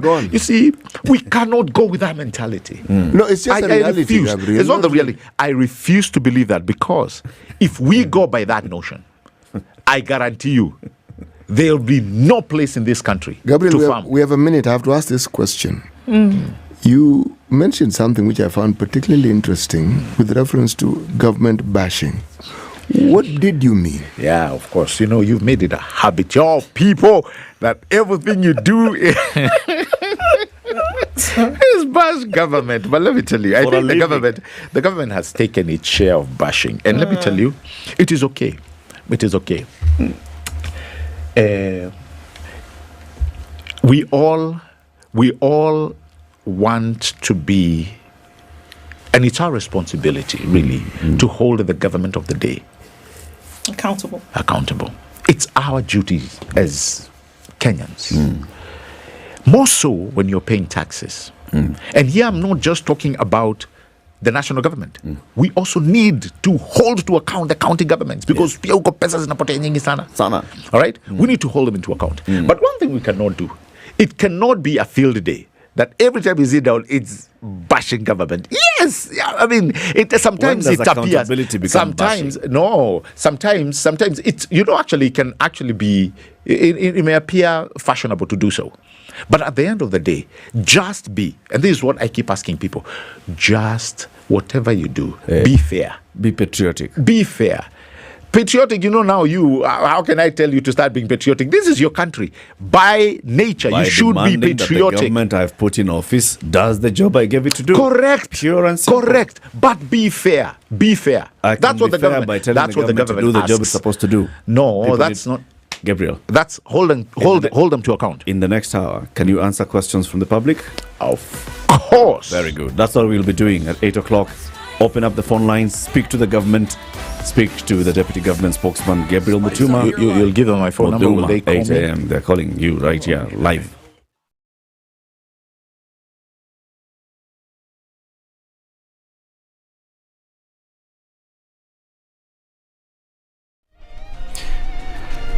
Good morning. This is Newswire. Dennis Aseto. National Assembly Speaker Moses Wetangula has decried the resurgence of cattle rustling activities in Meru County. Wetangula expressed concern over a raid by a criminal gang in a village in Tigania West constituency, who then made away with more than 800 cattle in 3 separate incidents in less than a week. He said he will address the matter with the CS, as he called for beefing up of security in the area to tame the menace that was giving residents sleepless nights. Wetangula was speaking at Mikinduri Shopping Center in Tigania East constituency, where he presided over a harambe in aid of Tigania Women Sacco. MPs from the county had complained to Wetangula that laxity among security officers was to blame for the increased incidents of cattle rustling. The founder of Ekeza Sacco, David Kariuki, also known as Gakuyo, is expected to be charged today with allegations of defrauding members of Ekeza Sacco more than 1 billion shillings 5 years ago. The victims of the scam say Gakuyo has not reimbursed their money despite submitting the complaints to security agencies. Toka 2017 nimekuwa nikifuatilia, nikaambiwa nigoje 60 working days, nikagoja zikaisha, nikaenda huko, nikapewa tena miezi 3, nikagoja, sipati pesa. Kuanzia 2018 with those group niko nazo kama 5 sasa kwa peke yangu mimi. Nimewekeza close to 1.6 million. Na hizo pesa zote tangu 18 zimepotelea. Tulinunua shamba kule Kilimambogo na tangu mwaka wa 2016 hajaitupea title. Pia wakati mambo ya kesa ikaenda Murama hajaiturudishia pesa yetu. Gakuyo was detained after the court rejected the request to release him on bail Friday last week. Now, Paul Leshimpiro, the member of County Assembly of Angata Nanyeki ward in Samburu County, has been killed. Leshimpiro was shot dead by suspected bandits while heading to his Morijo home. The MCA was coming from Marala town when he was accosted at around 11 a.m. Now, Samburu County Police Commander Thomas Ototo confirmed the incident, saying the MCA's driver escaped unhurt after the incident.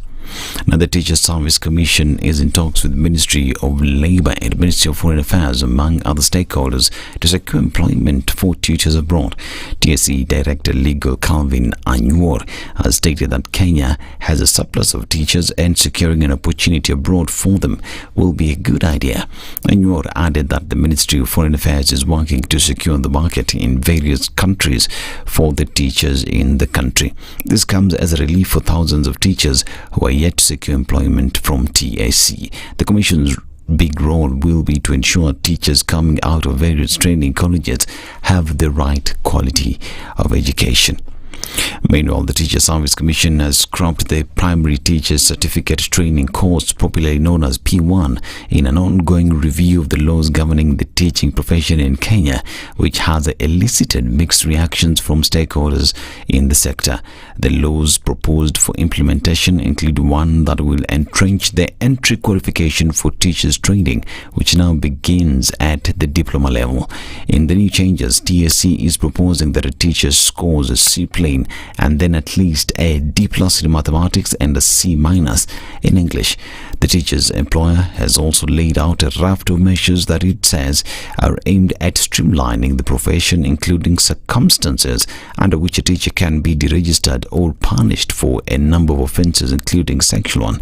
It is also moving to establish and entrench continuous professional development for teachers.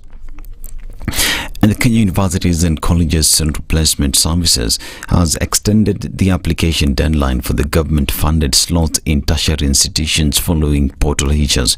KUPS assured it will bar applicants on account of time following complaints raised by the public on downtime on the application portal ahead of the initial deadline slated for February, which was yesterday.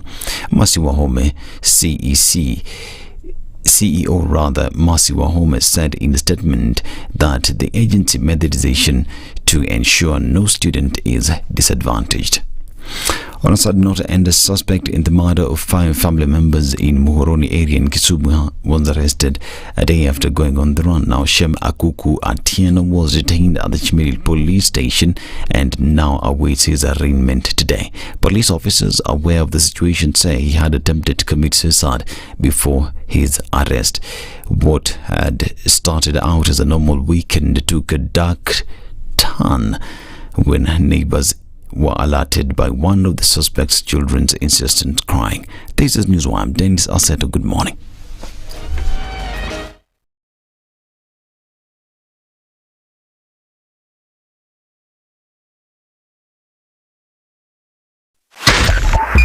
.102.5 Spice FM, Kisumu. It's busy this morning, coming off of James Gishuru, Mzima Springs towards James Gishuru, out towards Waiakiwe, and then look at the Red Hill Link Road. Quite some traffic there as you're trying to connect towards Westlands. The long route, Kuna Road, Lower Kabete will take some of that off, but Lower Kabete is actually quite a mess coming in all the way, from Kabete. There's a lot of traffic there this morning, and we're also looking at it heavy on Limuru Road, coming out towards the city. Red Hill Road itself is quite crazy, and then trying to connect with Limuru Road, and that's Kiambu Road, of course, doing the madness well beyond Pipeline on Kiambu Road, so that's very, very busy. The Thika Superhighway is not letting up at all this morning. Very heavy traffic coming in even from Committee Road today. So there's a whole network. It's dizzying to see what's going on this morning. It's Monday after the weekend, getting back into it, into the last week of the month. We'll keep an eye on things and see what happens in the next half hour or so. And we'll talk on SpiceFM KE on X, hashtag The Situation Room.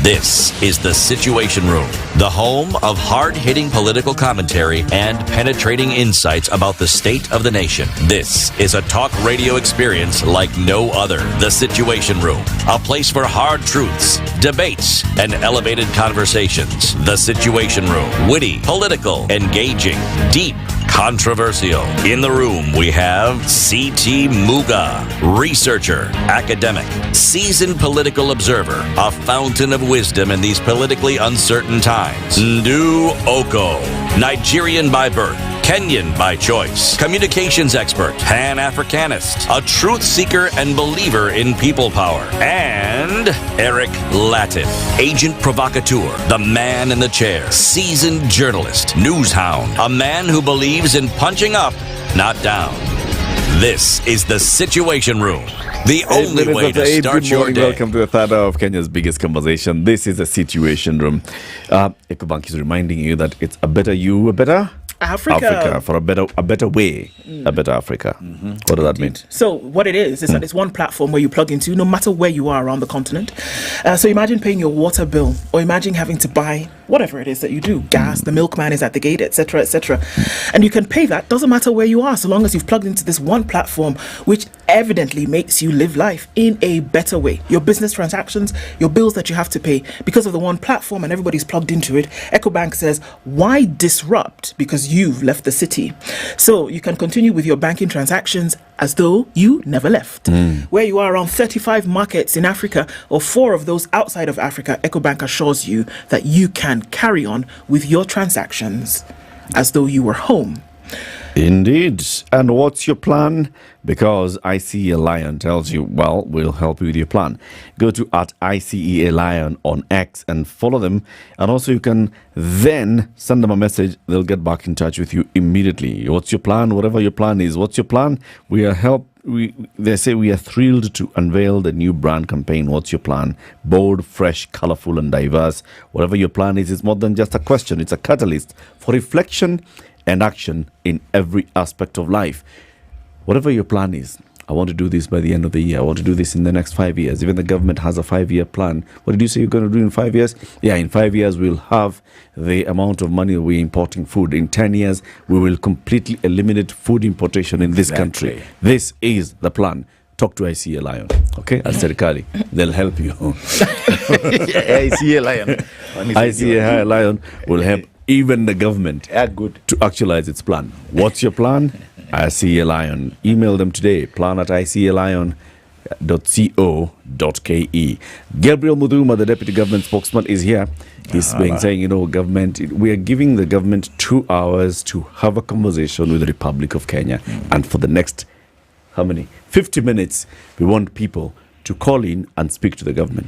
Okay? So you listen to the people. They'll ask you questions. They'll tell you what they feel. They'll tell you what they think. After the Naivasha retreat, what next? 0719-012-600. CT, remind us the day's proverb. CT. Someone said the proverb this week are from Benin. Benin. Eric, as dude would say, I know what you're doing. I know what you're doing. How did you decide that proverbs this week are going to be from Benin? How did you land on Benin? Okay. To answer your question, was it the whole conversation of Benin? To answer your question, let me respond this way. Next week's proverbs are going to be from Togo, which is next door.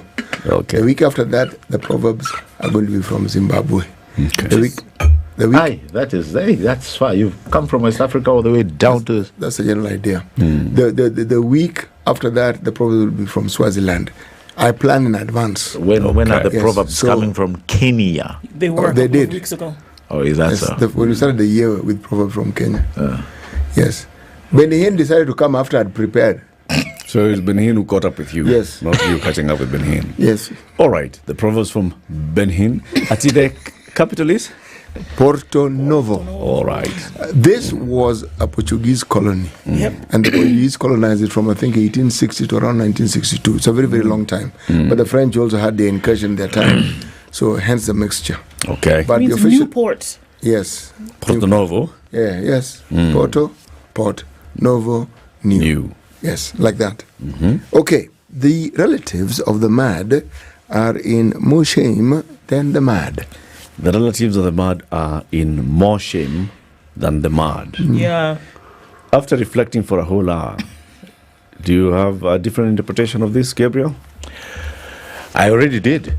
Did I not? Do you have a different one? No. It's the same one. I just stick to my answers. Repeat the interpretation. For those that's a trick question now.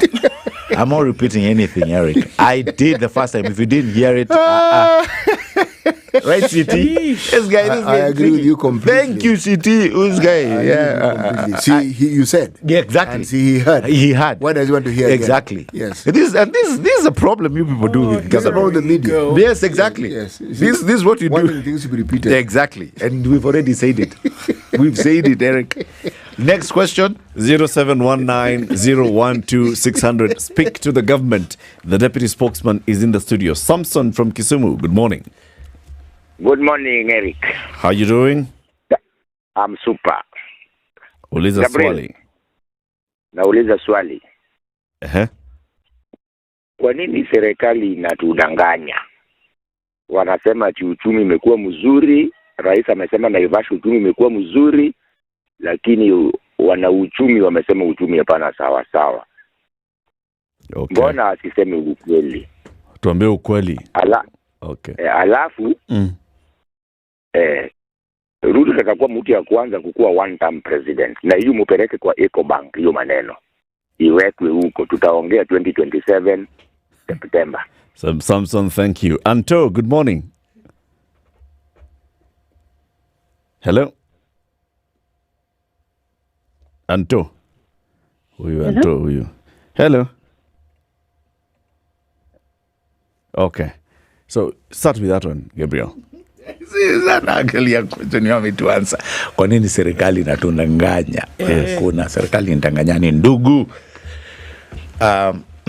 Na ukiangalia sio serikali inahusisha watu wengi katika kuandaa mipango ya economy na mipango ya kifedha. Na hao ndio watu ambao wanatuelekeza kwa kusema uchumi unaendelea kukua kwa njia iliyo sawa. So that is something, from time to time people will just say, oh, this is because they are not feeling it. It gets there. There's a friend of mine who tells us that the economy is in three areas. One is the economy. He's actually Honorable Ndindi Nyoro. He likes repeating that, and I already see how it interacts. The common mwananchi, there is the uchumi of the country, which many people will tell you they don't feel, and then there is uchumi watumbo. Yeah. Right now, if you ask people, they'll tell you, yes, kuna mahindi. Yeah, unga imeshuka bei, vyakula vinapatikana, right? Which everybody can tell you is actually the truth. Alafu kuna ule uchumi mwingine ambao sasa watu wengi tuweza kuwa tuko pale, na huo ni uchumi wa mfuko. Kiuliza, if you ask Eric, atakwambia mazee ya OCT, I don't have money, even though amekula lunch nzuri pale kwa kibanda, ameshiba, hajatumia hela nyingi, lakini atakwambia hana hela kwa mfuko. So sometimes it's good to understand when the government talks about the economy, you're talking about the grand economy.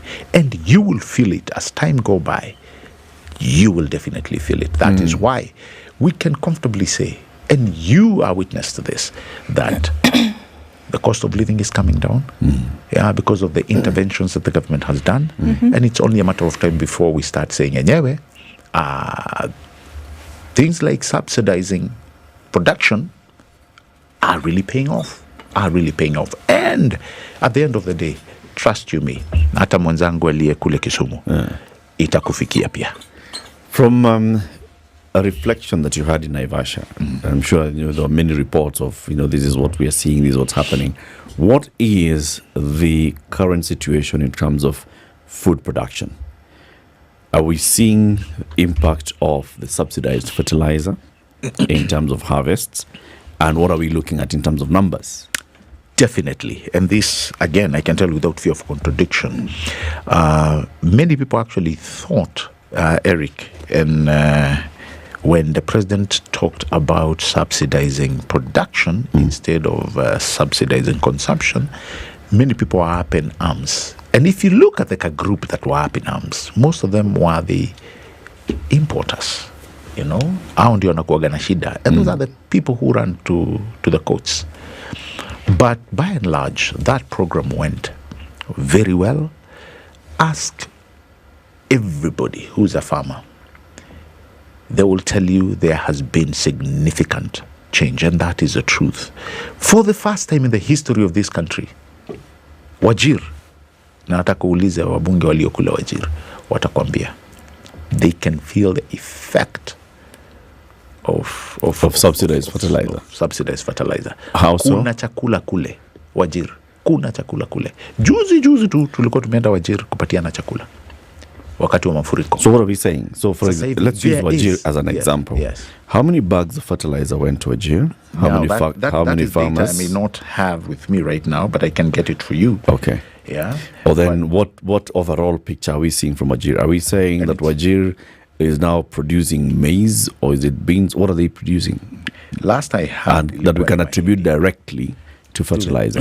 Last I heard, in fact, was I was discussing with an area leader from Wajir, and they were telling me, and I hope and I pray the information they gave me were correct, is that mashamba yao, they now have food.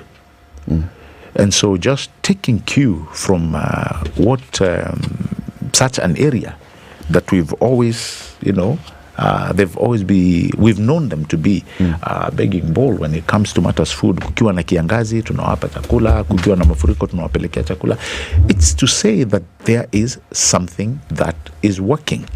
So I'll get those numbers actually, because I know for sure they'll mean a lot to you, and I'll forward them to you. Okay, let's go back to the phone lines and see whether we can hear Benson. Hello. Benson, good morning. Morning to you. How are you doing? Fine, thank you. All right, speak to the government spokesperson, the deputy government spokesperson. Yes. You have a question? I have a question. Okay, go ahead. Regarding the splitting. Gideon unasalimiwa? Gabriel. Shukran sana ndugu. Yes. Regarding the splitting. Okay, who are you? Spokesman. Malik, good morning. Yeah, morning. Yeah, Eric. Yeah, please. Yeah, can you ask him? I'm calling from Canada here, Saskatchewan. He can hear you from Saskatchewan. Okay. Okay. Thank you. Yeah. So here, we don't have a consulate or Kenyan embassy here, unlike any other African countries. Mm-hmm. And especially when we want to access especially any service. Especially right now, my passport got expired, and it's really forcing me. I have to take a flight from here, Regina, all the way to Ottawa. Mm-hmm. Yeah, so it's like, and especially if you look at other countries like Nigeria, Ghana, they do have, a consulate here. Even some other African countries, they do have embassy. So, and it's, which means, we have to incur a lot of expenses, to and fro. Please, can you ask why we don't have, consulate here? All right. How long have you lived in Canada and Saskatchewan specifically, Malik? Oh, bro, yeah, I've been living here almost now 7 years. All right. And your passport is now expiring?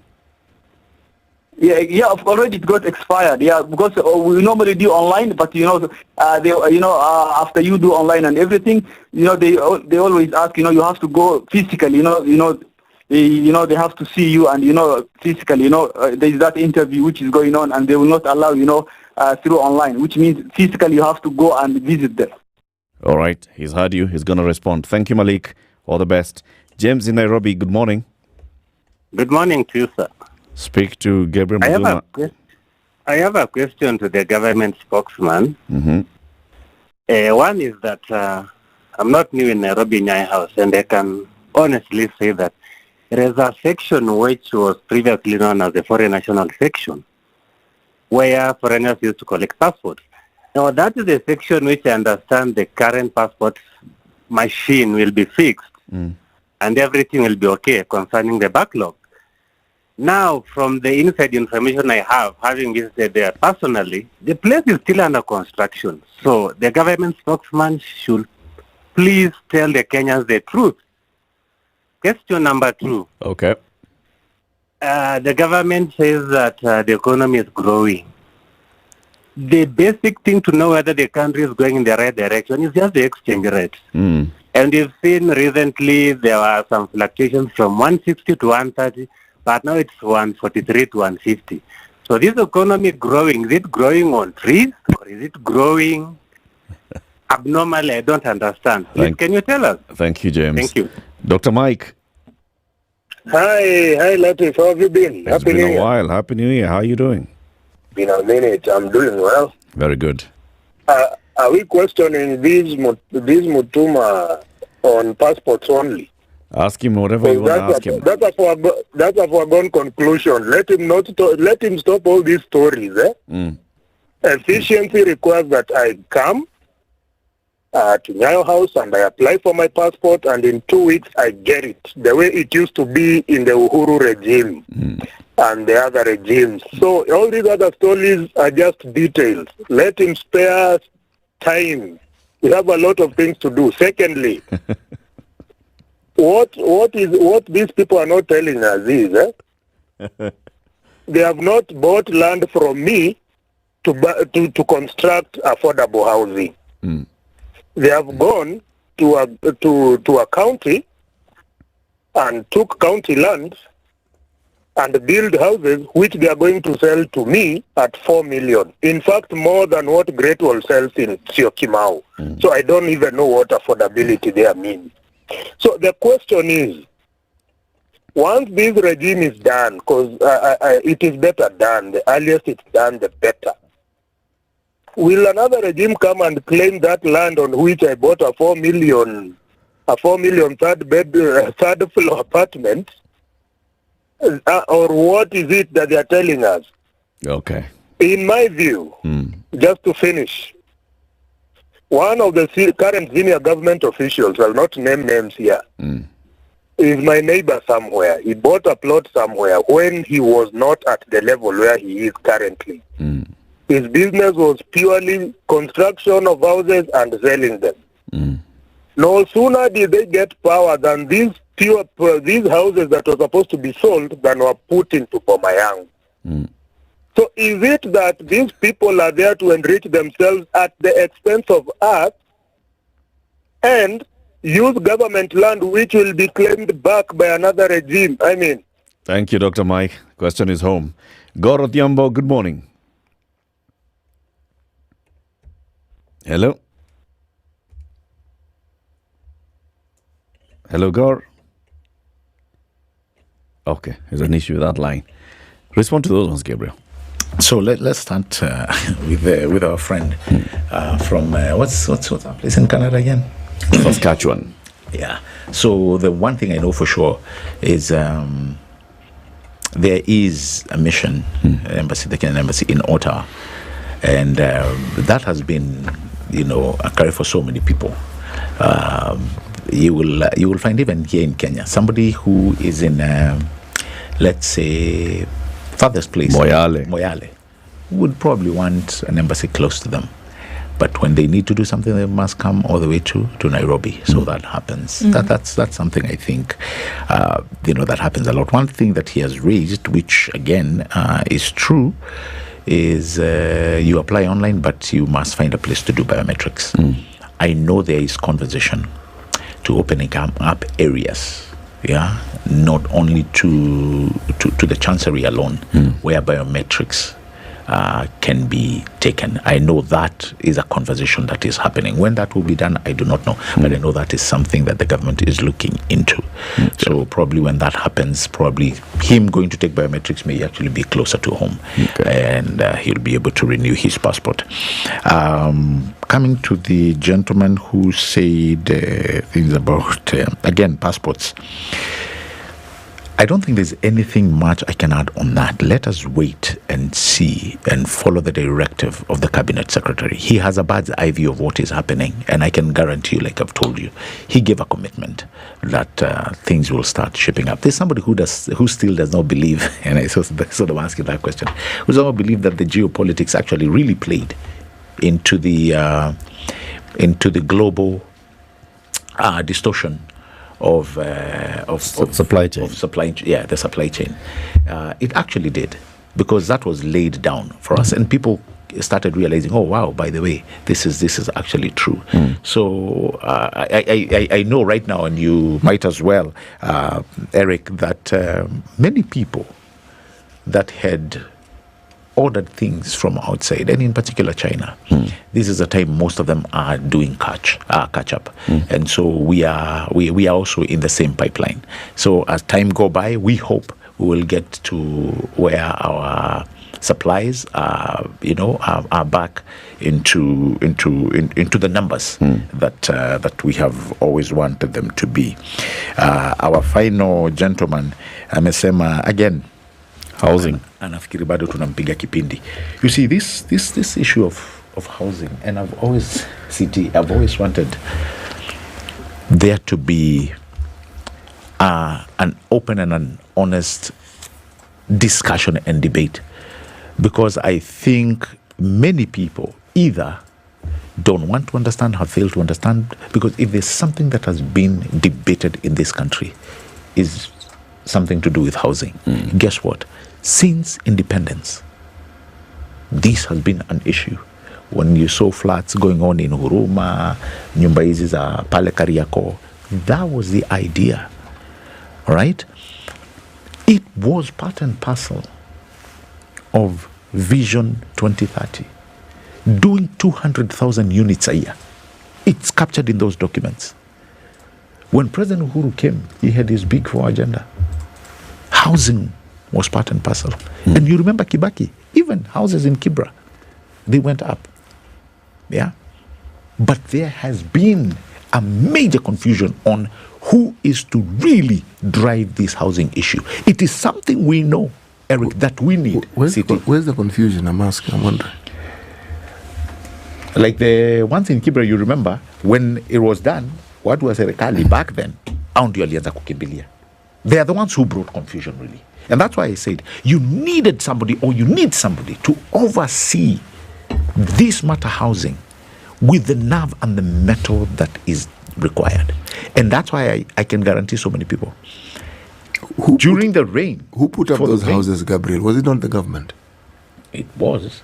Exactly. In the national housing. Yes, I'm simply asking this because Gabriel, I know where you're going. Let me finish, because I'll come to where you want to go. When they wanted to classify and move the issue of land, I remember that was what was there back then.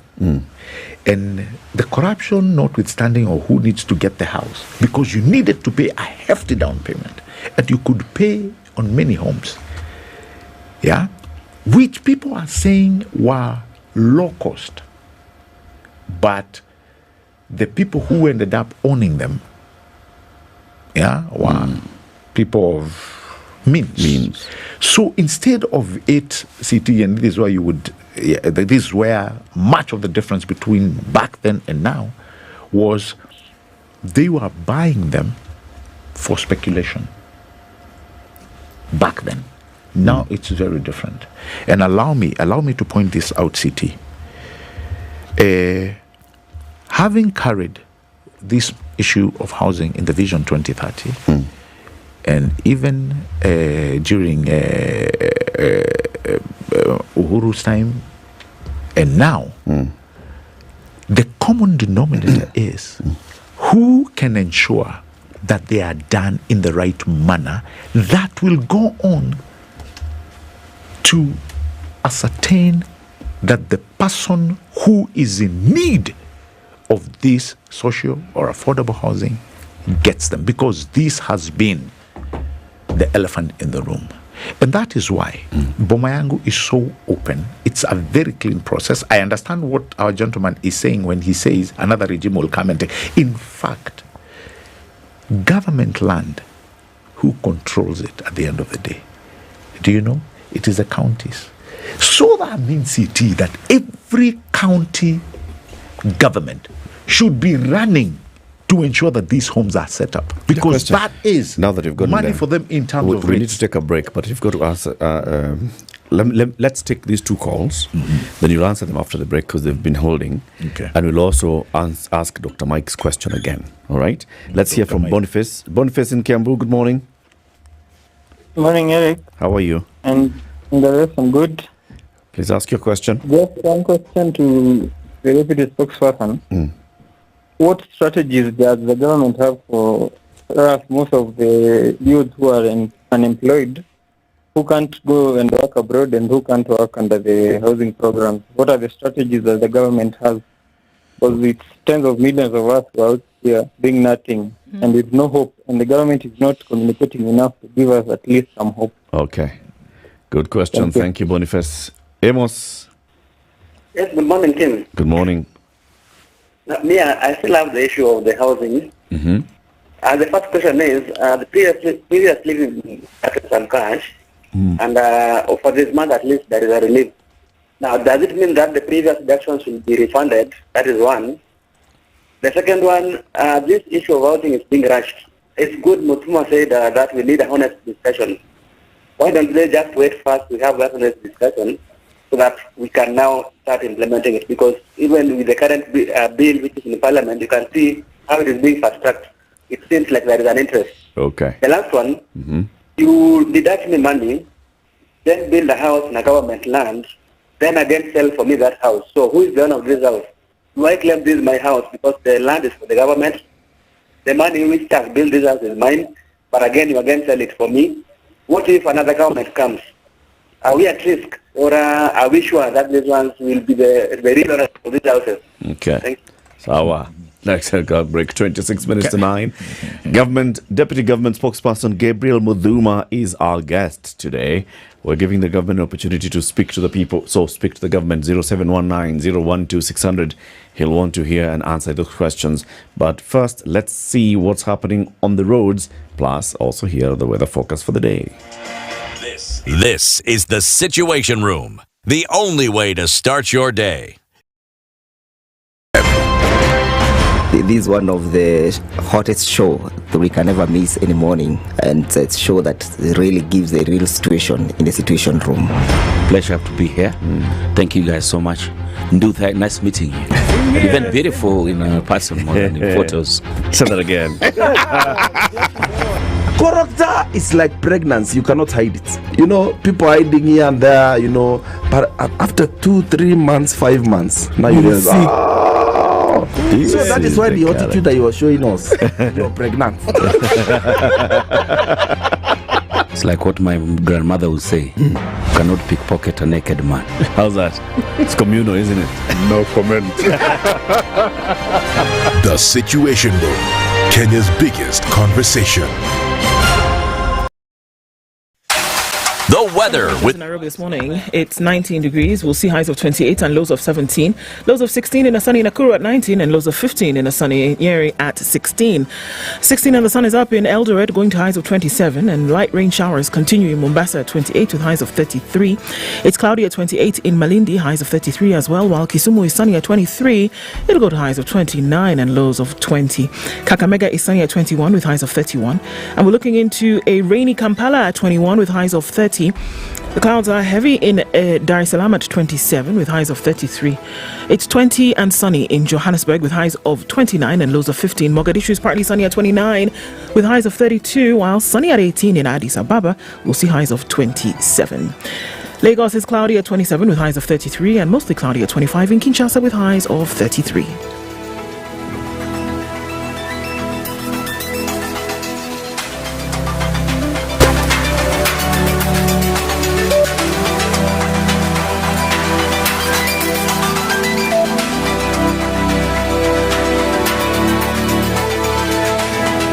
Very nice, mature music. Really took me back to my days, and I can get not quite sure what's causing that, but it's going all the way through to the junction with Kuna Road and then coming out into Spring Valley. It's also very heavy. Look at those three roads of Kitisuru, Peponi and Figiri Ridge, all joining onto Limuru Road this morning. So that is an absolute mess. The other side of Limuru Road as well, coming in from Red Hill, which took on a lot of traffic coming off Wayaki Way, is very, very, very busy. Let's just add one more very for good measure. Muthaiga, busy as well. Coming off the Thika Super Highway, should have let off at this point, but still not yet. As you get towards Survey, very sticky. Also on Kiambu Road today, still bumper to bumper, even at this point of traffic hour. So it's an watch and see kind of thing. Landis has packed up considerably, bumper to bumper all the way through to the Kamkunji roundabout. And as you come off of Langata Road, you're going to get some traffic going towards Aerodrome, some of it then going to the Nyeri Stadium roundabout. So, still in traffic hour. Let's see what happens as we get to the top of the hour. We'll talk on SpiceFM KE on X, hashtag the Situation Room.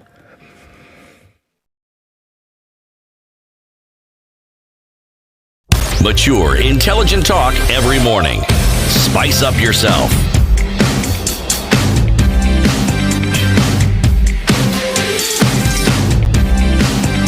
Mornings done right. 94.4 Spice FM, Nairobi. With the deputy government spokesperson. I keep calling you government. Okay.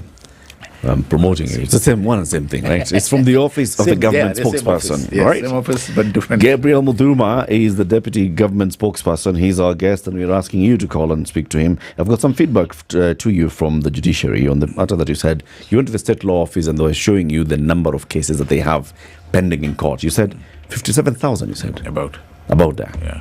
The judiciary says actually we have had a conversation with the state law office. And the judiciary, which is automated now, did an audit and established that there are only about 6,000 cases filed by the government or against the government. So cases involving the government currently, as per the audit conducted by the judiciary, as per the records in the judiciary, 6,000. Mm-hmm. So the other 49,000 that people at the state law office could be dealing with, maybe No. Koti za mtaa, nini, chini ya mti. All those. And this is information, by the way, that is there. So they're saying that, they have we've been having a Justice Thursday conversation here. There's a digitization process. There's a digital case management, case tracking system that just shows the cases that are live. About 6,000. Okay? Waache kuhesabu files zingine zilifungwa hawajui. Okay. So the questions that were asked on regards to housing. So Dr. Mike's question was on this particular issue of the transfer of ownership. So the land is public land being controlled by the county government. Then the national government and the county government get into a partnership to construct the houses. A private developer comes and puts up the houses. The private developer sells you the house, or in conjunction with the government, sells you the house as a private individual to own the house. So what is the process of transferring or converting this land from public land to private land? And the question that Dr. Mike is asking is those ones of, if a government came in 20 years from today and said, you know what, All the records at the land registry and the ministries and everything show that this is public land. This thing that you're saying that you bought this land, sijui boma yangu, sijui affordable housing, forget it. That's not true. Let me ask you a question. Ask. Which primary school did you go to? Kimana Primary School. Why is that? Kimana Primary. Kimana Primary. Yes. Has that been converted? Did any administration come and take it away? Not yet. Exactly. Maybe some of it. No. You see, the thing is, we, and I don't know where we got this. We read a lot of mischief in areas where government is doing something, because now we are not looking at the problem, so to speak. We are trying to find solutions. Problems. No. Okay. We are not looking at the grand issue. The thing is, Eric, 60% of dwellers in urban centers, if I was to take Nairobi by example, and these were numbers shared that has been shared across board, by government, by the opposition, by politicians alike, live in informal settlement. That number, if you are to follow the statistics from UNDP, they tell you it may grow by nearly 20, anywhere from 15 to 20% in the next 10 years. What does that tell you? The issue of housing is one that I'm telling you we've discussed, or this country has had in their back burner for the longest. This tells us we know there is a problem. We know we are heading towards a cliff. Because that guy who may think it will all be rosy will wake up and find a very big shanty next to his mansionette or next to his big, huge mansion. But we have the opportunity to course correct, and we have the figures that determine that. I think the question is not on but that's where it the starts. rationale for housing. The question is on the process of ownership, and whether you remember the case that went to court. Yes, and it challenged the process. Correct. And the affordable housing bill came and passed through Parliament. Yes. Now many people have not maybe even interacted with the affordable housing bill, and this is an opportunity for you to now clear and show. So if you buy a house in one area that this was previously, let's talk about Kakamega, where houses have been demolished because they're on public land, and this public land is going to be land, on government land. It's going to be used for affordable housing. Correct. If you buy a house in that, so who else area, will come and lay claim on government land? Has there been proper process followed to transfer ownership? Of course, listen. On record. Government land, if you occupy government land, you know you do it illegally. Whether you go to somebody in the Ministry of Land and you corrupt them, it's like you say you go and build an extension of whatever you want to the school that I went, St. Peter's Clevers. You know very well. And this is why I say, CT, people break the law because they feel they can get away with it. Because they can't get away with it. That's why people break the law in broad daylight on and somebody with a lot of money, they say, this one I can get away with it. So what's going to happen? Not because we don't have a strong penal code. So if it's in government land, the only thing that people will be paying, and that's why I'm saying the county governments should be running to own this process, because they are the ones who will be creating more revenue in terms of own source revenue when they get the rates. All right. So when I do not see when you buy a house in, let's say they put up houses in Kiambu on what was public land. When you buy that house, where is public land? See, government land is public land. Yes, government land. Government land, yes. Public land. There's no land called... There's no land government land, public land, government land, same thing, yes. 3 lands. Community land, private land, public land. Okay? When they put up houses? When they put up houses in this government land, as you say, and you buy the house, is it still government land? It's still government land. Is it a government house? At the end of the day, yes, until the house belongs to you. So once you're done, the house will belong to you. It's the same way. It's the same philosophy. It's the same methodology you use when you buy like what do you call it? Like a flat. When you buy a flat, it's yours, but you keep paying rates. That's the only thing that you pay. But the house is yours. Okay. Yeah. It's the same thing. Did you get your question answered? Yes, I answered his. City, you answered my question. I answered this question.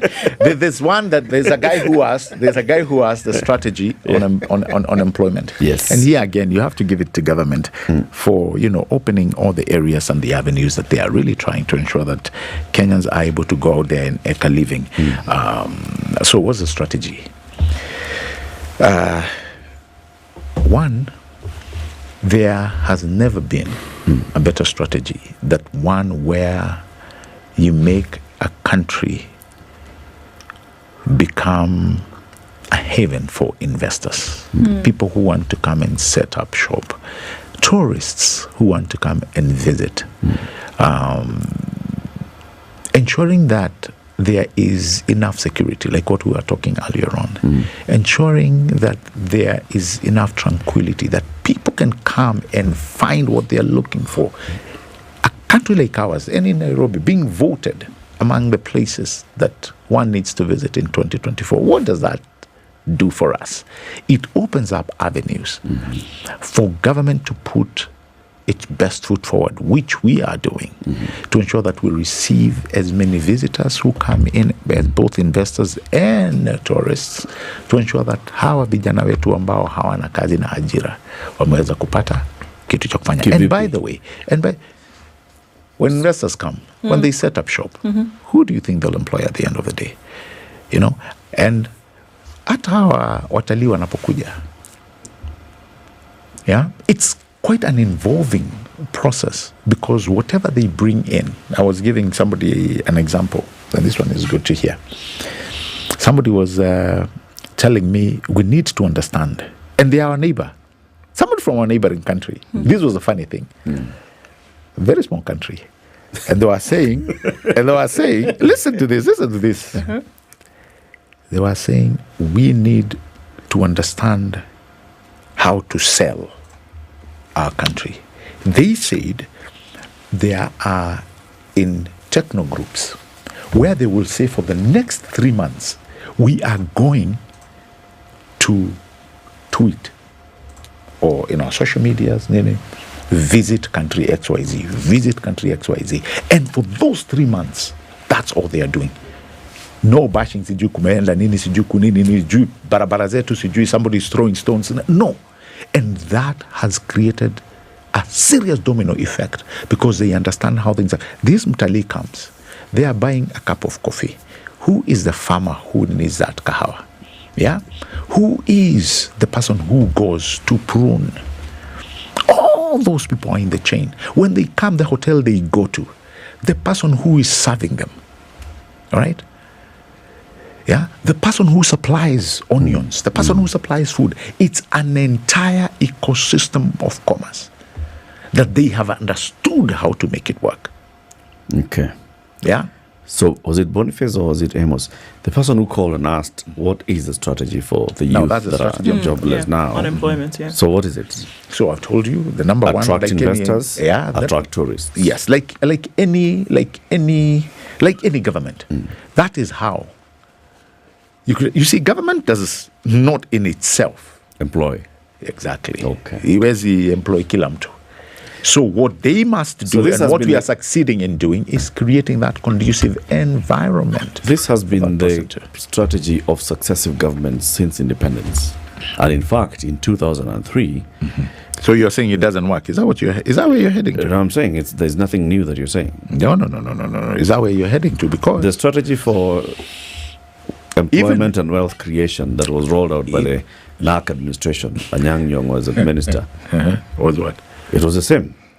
Employment opportunities, wealth creation, attract investors, have a conducive environment, make it easy for people to invest and create job opportunities in this country.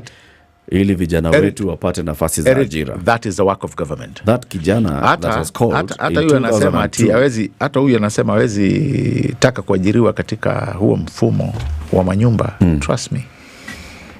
Trust me. Shit, They yeah, may not. maybe No, it does you see. No. You see, that's how you look at it. And again, help Eric understand. Does not mean that you need to be. Does not mean that you need to be on site. To do what? To be employed by the housing in the housing program. But me and you, we can buy a truck. Just to Nduko, we hustle, we get some small money or get a loan. What do we buy? A truck. We buy a truck. Okay, where are we Carrying going? sand. Okay, where are we going? Carrying sand.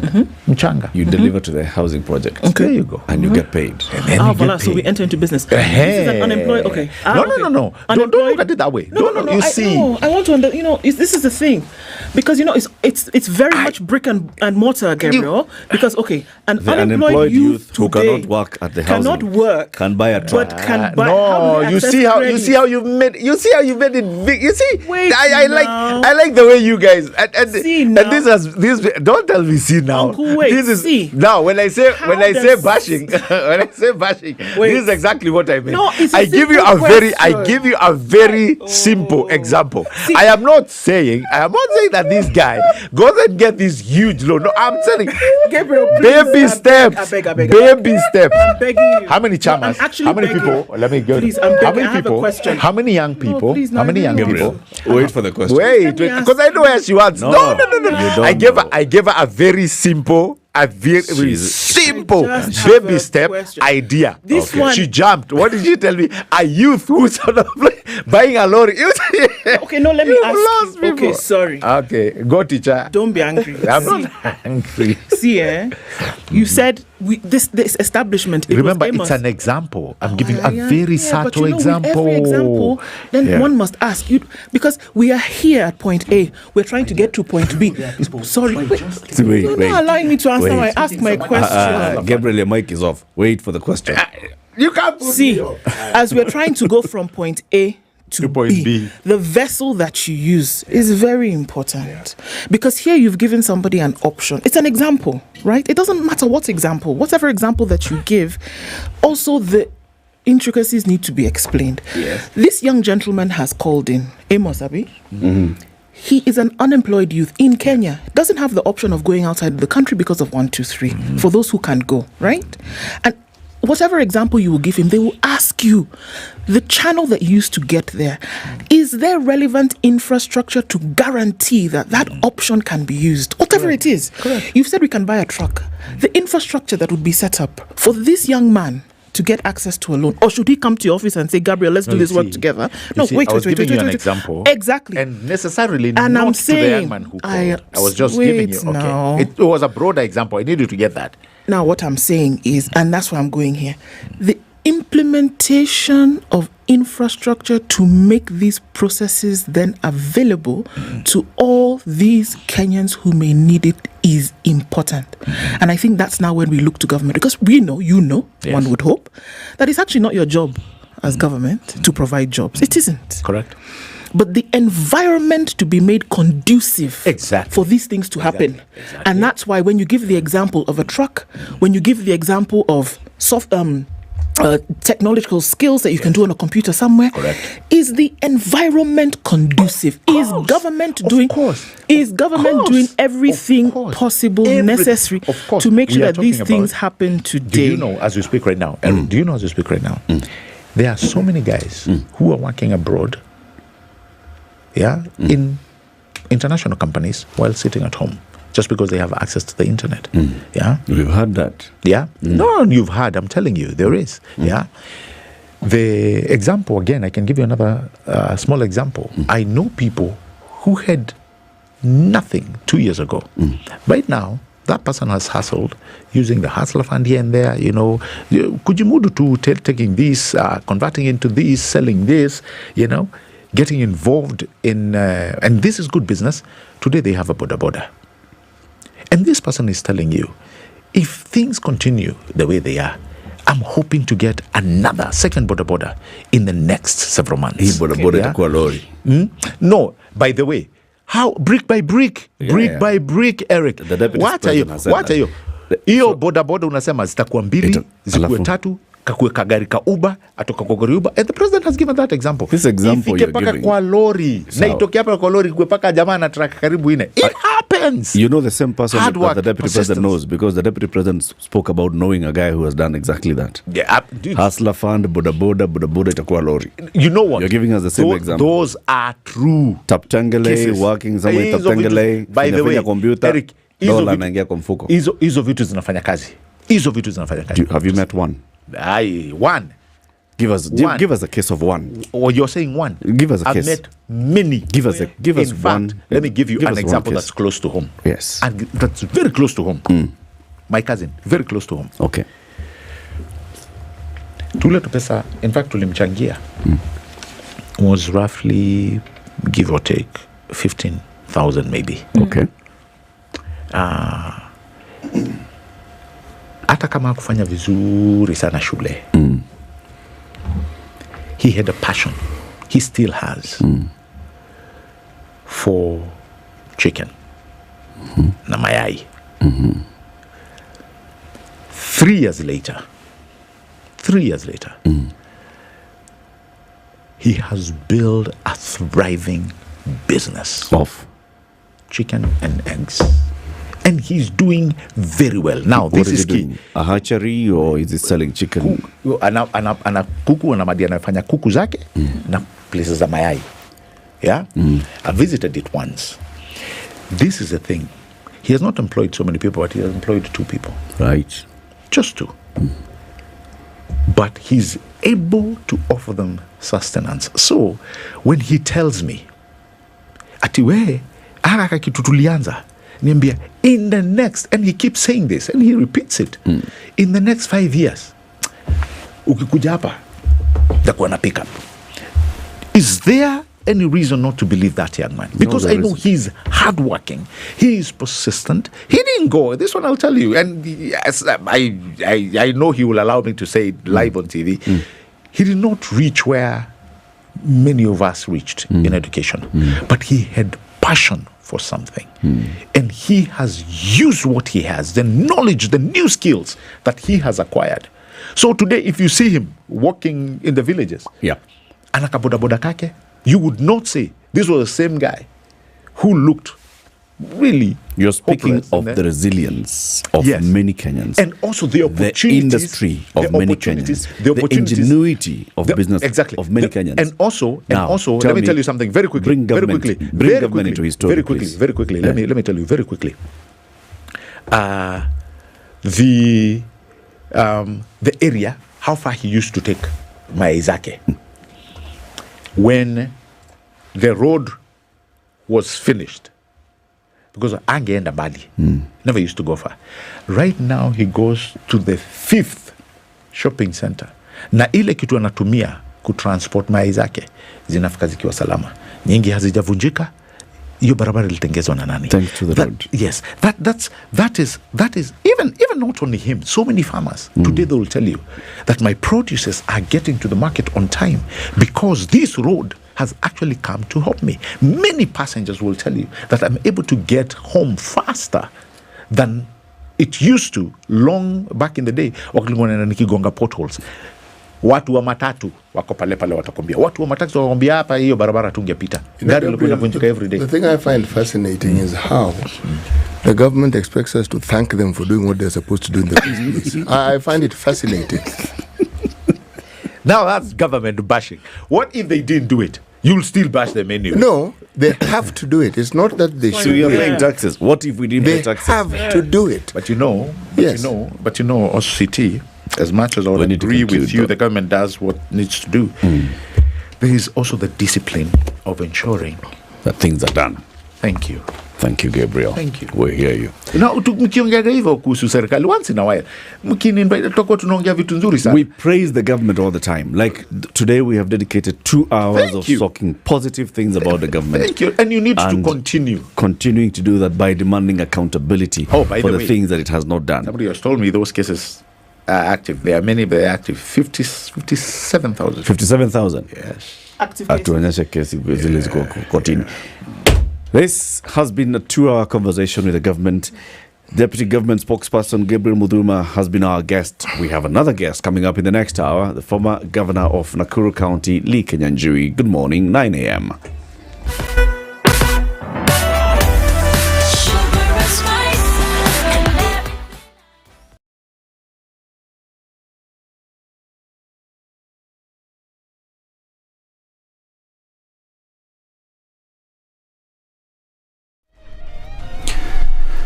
Good morning, this is Newswire. I'm Dennis Aseto. Televangelist David Gakuyu is expected to take plea today, where he may be charged with several counts of felony obtaining money by false pretense and theft. Milimani Chief Magistrate's Court Friday ordered that he appear before it today, for the same as investigations into the same are at an advanced stage. Then the court declined a request by the police to hold Gakuyu for 4 days, pending further probe into allegations of embezzling 1 billion shillings from members of Ekeza Sacco. Magistrate Geoffrey Onsarigo instead ordered he be detained for 1 day. Police have been investigating Gakuyu over a case of conspiracy to commit a felony, obtaining money by pretenses, stealing and money laundering involving over 1.3 billion shillings. The Ekeza Sacco founder was arrested Wednesday at Jomo Kenyatta International Airport as he prepared to travel to Zambia. Meanwhile, John Matara, the man accused of killing socialite Starlet Mahu in South B, is expected in court today for a mention. The case will be before Justice Kanyi Kimondo to determine whether the man will be released on bail or bond terms. Matara was charged with Wahu's murder on February 2nd when he pleaded innocent. He is currently held at Nairobi remand area pending the application hearing. And Bungoma Anglican Bishop George Mechumo has condemned the ongoing demolition in various areas of the county. He blamed the MCAs for failing to pass a law that seeks to protect residents from losses due to demolitions. Sasa saizi tuko na county assembly, kitu ambacho na wao tutakuja kuwa blame siku zijazo ya kwamba ile sehemu ya legislation hamjafanya vizuri sana. Kwa nini hamjaweka mpangilio wa tauni hii kwa bylaws zenu za kaunti? Sasa weka vikingi, uonyeshe watu shamba la barabara linafika wapi, ili mtu akijenga duka asiende kwa shamba la barabara. It says that there is need for the government to address land ownership in the county, saying there is a high possibility that the defunct city council took over land from their owners. A church was built in 1968, and then the council ikakuja to acquire the same land in 1977. So who is the owner? Which criteria did they use? So it is possible that the councils in those days walinyakua mashamba. Kumekuwa na matatizo ya tauni hii, na hii matatizo tutakuja kuyatatua lini. Kwa nini tunawacha watu wengi wanafanya makosa bila kurekebisha, alafu tufanye mambo haya wakati kama huu when so many people are on top? Trans Nzoia County Women Representative Lillian Sio's foundation has provided free medical services to 3,000 people at medical camp at Masaba Primary School in Kiminini constituency. CEO and Danson Kariuki manager in her office advised Kenyans to maintain the culture of testing and knowing their health conditions in order to get treatment early. Tumeweza kuona watu wengi kuwatibu, kuwaadvise na hata kupeana madawa, na pia information imeweza kufikia watu wengi. Hii information ni ya kusaidia ili watu wajue ya kuwa ni vyema kujua hali yako. Masuala ya afya imeweza kuathiri watu wetu pakubwa. Right now tuko na watu wengi sana wanaugua kansa, na kwa mara nyingi wanagundua ya kuwa wako na kansa wakati iko stage 3, iko stage 4. Wakati ambao tuna afya ya kutosha, wale watu wanakuwa na nafasi nzuri ya kufanya kazi zao. Alafu pia uchumi haitawalemea, sababu magonjwa mengine yanazuiliwa mapema, yanatuzuia kwenda katika gharama nyingi na maharambe na vitu zingine kama hivyo ambavyo vinaturudisha nyuma kiuchumi. Some residents who benefited from the project have admitted that the rise in the cost of living has contributed to the increase in the cost of medical services. Jina ni Isaac Juma, na ningependa kushukuru kwanza kuletea sisi kliniki karibu. Kama bodaboda tunakuwa na ugumu ile kukosa hiyo nafasi ya kuweza kuenda hospitali, lakini tunashukuru kwa sababu ya kiongozi ambaye amejitolea na kuleta matibabu karibu na sisi tena kwa ubure. Reggae music lovers around the world are mourning the death of Morgan heritage singer Peter Morgan. Morgan died at the age of 46. His family has not released more information on his death. Peter Morgan was the lead singer. Morgan heritage, which includes 4 other brothers, namely Mojo Morgan, Lux Morgan, Una Morgan, and Roy Morgan. Together, they released popular songs like I'm Coming Home, Nothing to Smile About, among others. Here is an excerpt. And friends, and to all the reggae music fans, remember Morgan for the good music that he gave all of us. This is Newswire. I'm Dennis Alceto. Good morning.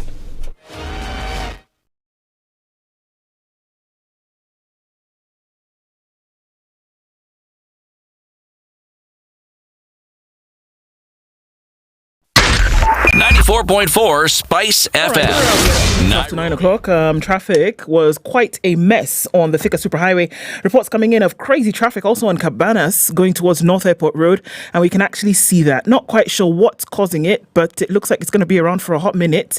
If you're in that area, patience is what is going to help out here. And if you've not gotten to that area yet, you might want to think it twice before you do. There's traffic also on the Thika Superhighway coming into the city by way of Wangari Maathai, and on Gong Road coming in from Naivasha Road. Traffic continues there, but just a little smidgen of it as you're getting towards the CBD. It shouldn't be too painful thereafter. Let's see what happens as we get to the end of traffic hour, but for now I think it's manageable. We've gotten through the worst part of it, at least for now. How about we talk? Let's do it on SpiceFM, KE on X, hashtag The Situation Room.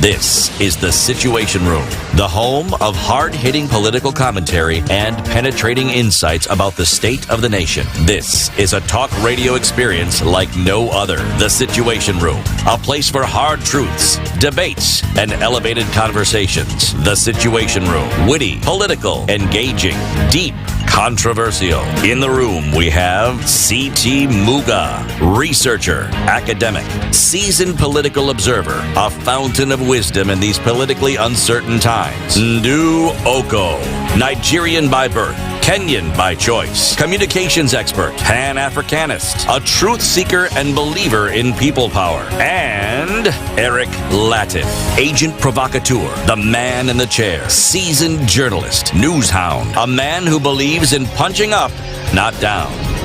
This is The Situation Room, the only way to start your day. How are you doing? Welcome to the final hour of Kenya's biggest conversation. This is The Situation Room. We've been talking to the government. We'll switch the conversation a little bit.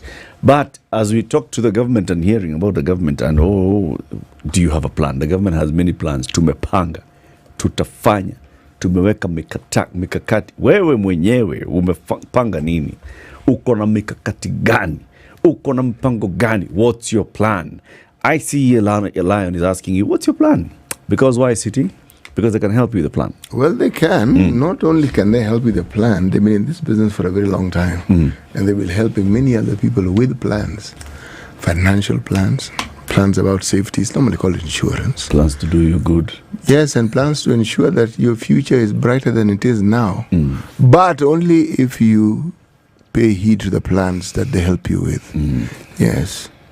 No, to give you a plan and then you go and do your own thing and then you say, that plan of yours. No. Once you agree on the plan, stick to the plan. Very good. Yes. ICELion.co.ke. That's the website. Plan at ICELion.co.ke. That's their email address and their social media handles at ICELion. Just go and check them out and follow them. Have a conversation with them. EcoBank. Do you have an account with EcoBank? Well, that's great because it doesn't matter where you go. In the 35 markets in Africa where EcoBank is present, you don't have to change a thing when it comes to your banking. And also 4 countries outside of Africa, namely the UK, China, the UAE, and France, you wouldn't have an issue when it comes to continuing with your banking because of the one platform that EcoBank is founded on. It's plug and play wherever you go. It's a better way to do business, and because it's a better way, it's a better Africa. That's it. Yes. Hiya. We will talk about devolution for the next 1 hour and asking ourselves, so how's devolution doing? 11 years into devolution since the first devolved government in 2013. What's happening in that Our guest for the next hour has been a governor of Nakuru County. He's been a member of parliament. He was there when the laws were breathing life into the constitution. And then he also became a governor for an entire term. And now he'll tell us what he's been doing. Lee Kenyanjui, former governor of Nakuru. Good morning. Good morning. How are you? Glad to be here. We're keeping good. Karibu sana. Yes. The last time we spoke was at the height of COVID, and it was a fun conversation. Finding out what Nakuru was doing to address COVID and the response that you put in place. And we had very many people talking about Nakuru and the plans and health. And people were not complaining. Higher. We will talk about whether people are complaining now about health in Nakuru.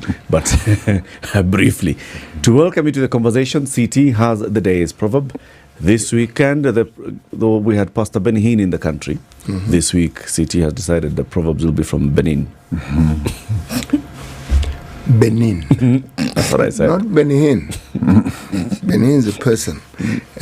This country of Benin is 87 times smaller than the US. Let me give you context. On the planet, it's the 102th smallest country in the world. Yes.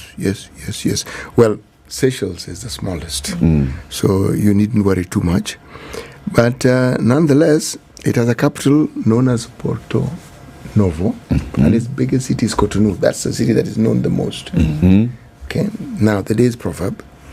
The relatives of the mad are in more shame than the mad. The relatives of the mad are in more shame than the mad. Honorable Lee, what's your interpretation of this proverb? First, I think it's a brilliant proverb, but the mad person has no capacity to bear the shame.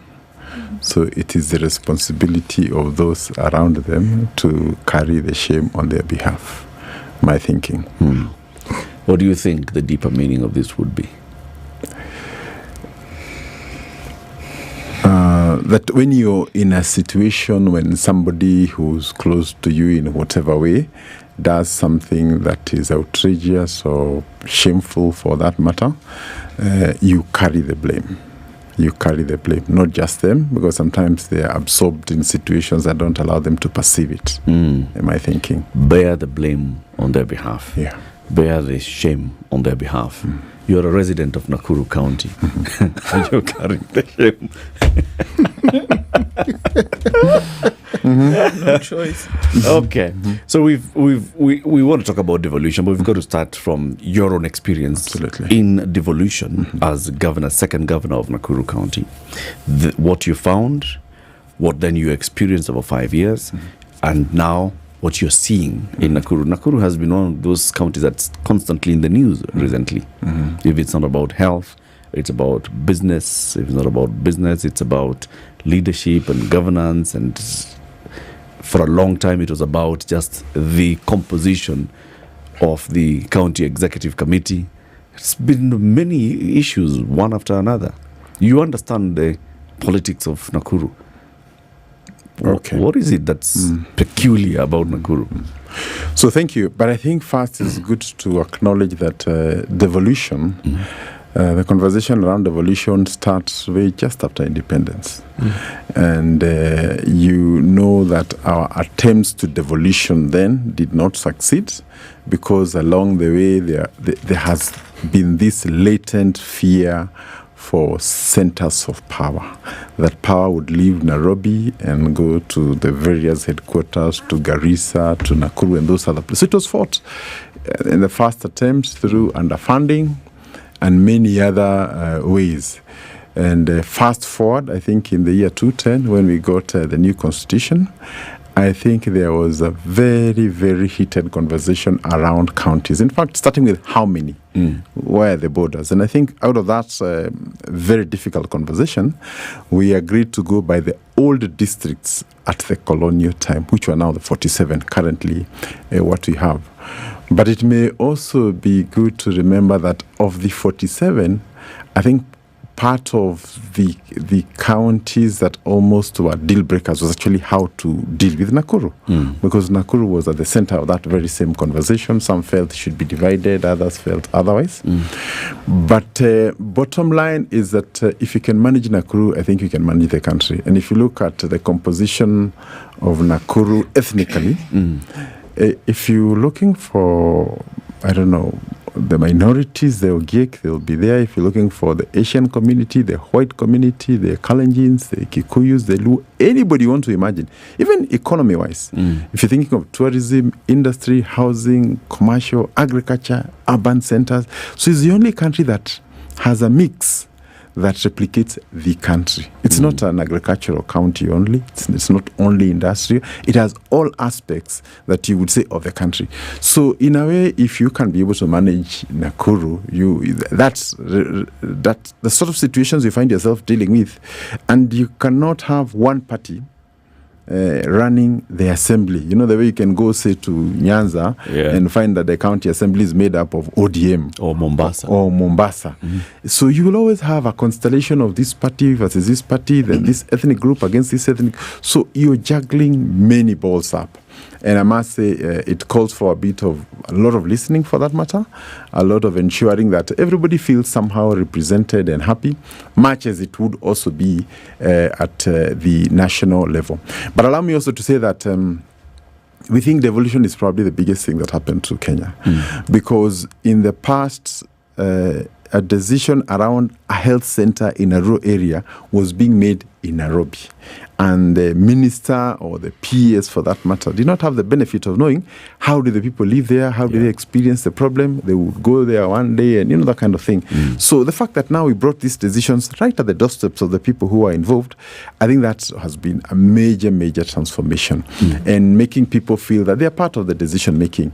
It's unfortunate that right now there are signs that the path to better devolution does not seem to be happening as much as we would have wanted it, but it remains to be one of the greatest achievements in modern Kenya. Would you say that there's still that push or pull by the central government to retain power, despite the fact that the constitution has devolved this power, that the center does not want to let go? The answer is yes, simply because you have seen that anytime the governors want, the Council of Governors wants money, it's such a struggle. Yet it's written in black and white in the Constitution. It is not something that is subject to interpretation. It is an amount that is very clear. So, but every time they want, we will not give you these. I remember once they were even told, even if you remove our what and beat us where, we will not add even a coin. So it's really like you're begging, and that should never be the case. Then again, when you look at some of the roles that have been functions, devolution is like health, is like housing. But today, the national government's biggest agenda is affordable housing. Yet this is a devolved function. So this is actually a function that belongs to the counties, but it's been taken away.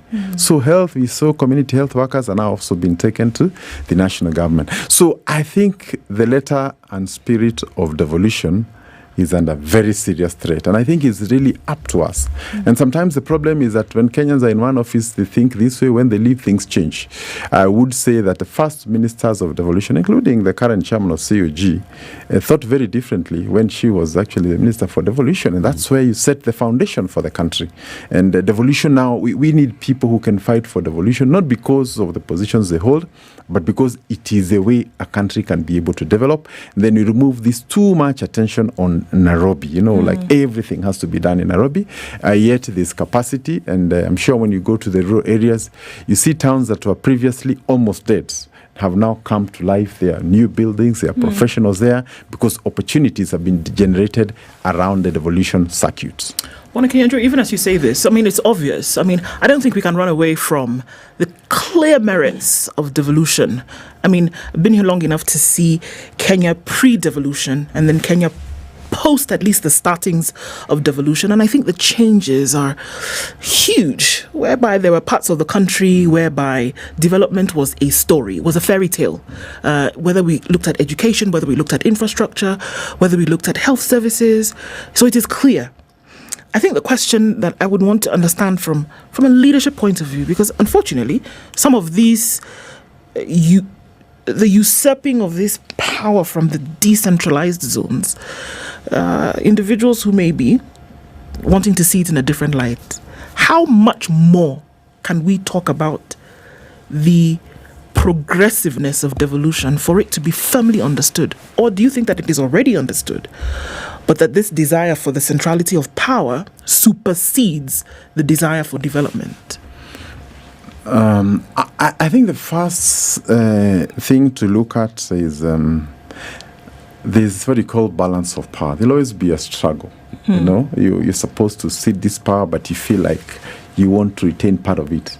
But it is really not so much what you feel or what you want, but what the law says. And I think that is why now, if you look at the previous Council of Governor chairpersons, former Minister for Agriculture, Munya, was there before. We had Isaac. And if you look at the relationship between them and the government, it was very acrimonious. Yeah. We've been to court. We've gone up to the Supreme Court trying to fight for these things. So it will always be a struggle. I think that we must appreciate. But I think the bigger problem with Kenya is that during campaign time, we don't take our leaders to account, so that the words they say with respect to devolution, say you're running to be president and that kind of a thing, what's your position on devolution? So these things can be on record. Although it's also good to agree that many of the things that have been on record have also been disowned at some point. But at least some of these statements or testimony on what's your position on devolution can be said, in black and white.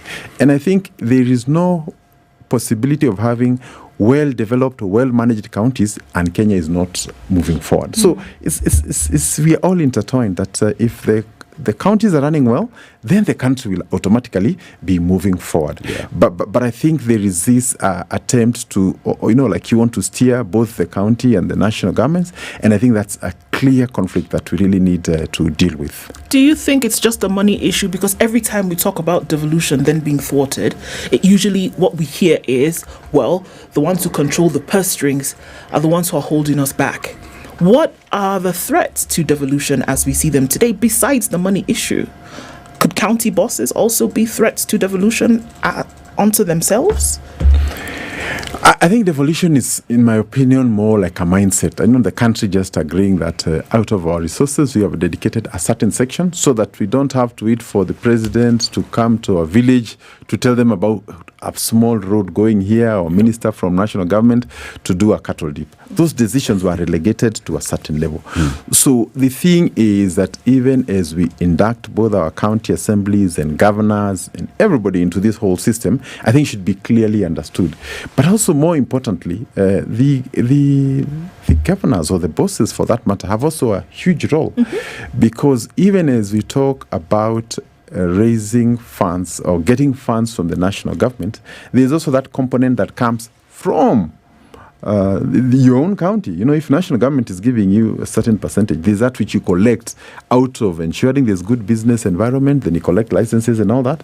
There are many instances where the county governments have over-relied on disbursements from the exchequer and maybe stagnated or not done as well when it comes to own collections. And I think my own home county is a good example of that.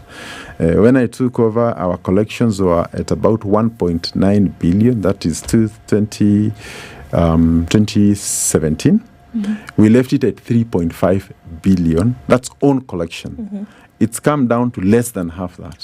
So you see also, even as we say that the national government is not doing its part, I think there's a responsibility that we must also take in terms of running the county in a manner that is also sustainable. Because it is also true that devolution was anticipated to get to a stage where a county can be able to even loan even the national government, because they have instruments, they have resources that they can be able to use and become self-sufficient. When you talk about this issue between national and county, and like you said, when somebody is running for top office, they need to clearly state their position on devolution. even when they're running, they need to constantly keep pledging that they support and uphold devolution. If we look at the current case, the president has said it many times, I support devolution. In Nakuru, with a meeting with the governors, he said, I support devolution. But this was in response to a complaint by the governors who were saying, you are clawing back on the gains of devolution, Mr. President. When, for example, we talk about functions being passed on to the counties and there's been delay of the rollout of those functions, the release of those functions. When we talk about health, and you seem to be wanting to run some aspects of health that are devolved. When you talk about even building of markets, and the national government wants to be the one that's building markets, that's a county role. All these issues are showing that the national government does not want to let go. When you talk about even the resources, the shareable revenue, and the national government insisting that it can only give, how much is it now? Is it 490? No, now that they can only give 390. 390, right? They've right gone now. from 370 to 390. To 390. And yet the national budget is going into trillions of shillings. That does not speak of somebody who supports devolution. It comes out and says, let me assure you, I support devolution. What would you answer if you were sitting there as one of the governors? I think comments around what you believe and the assurances would best be judged by the actions that follow. Not so much, the words. Yeah, because also, like anybody else, he's also a politician. Even if he does not support, he cannot stand up and say, I no longer support devolution.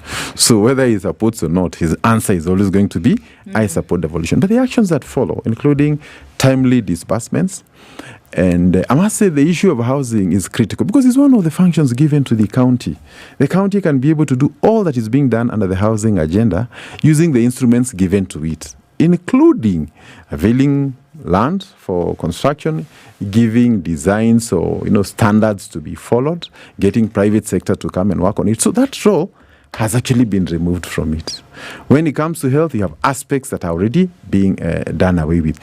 So before long, after you remove all these functions, we'll be saying, what is the role of county? What is the role of a county government? Why do they need money? Why do they need all this money? We are already providing housing.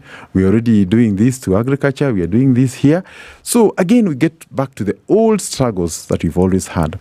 But I think the architecture of the Constitution was so clear that there's so much that the national government can do, from health to education, to standards, to air safety, areas where you're not competing with anybody, areas like international relations, international trade, diplomacy, all these issues, we cannot say they have been fully executed to the A mark.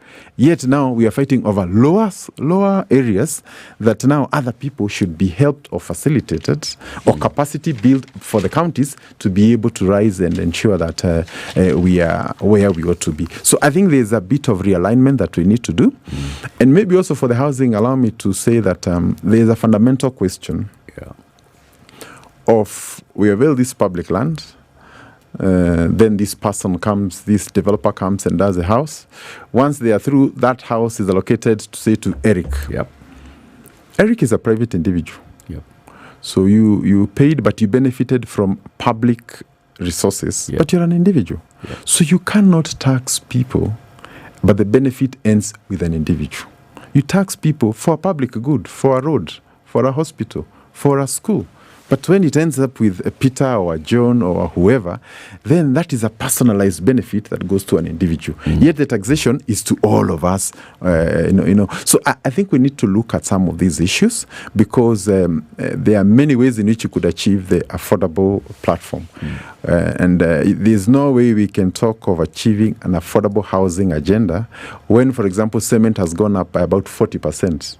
In the last 6 months, when steel has gone up by another 40% in the last 6 months or so. So how does it become affordable when the input costs are going up? Rising. So all we need to do is to manage the input costs. That's a function of the national government.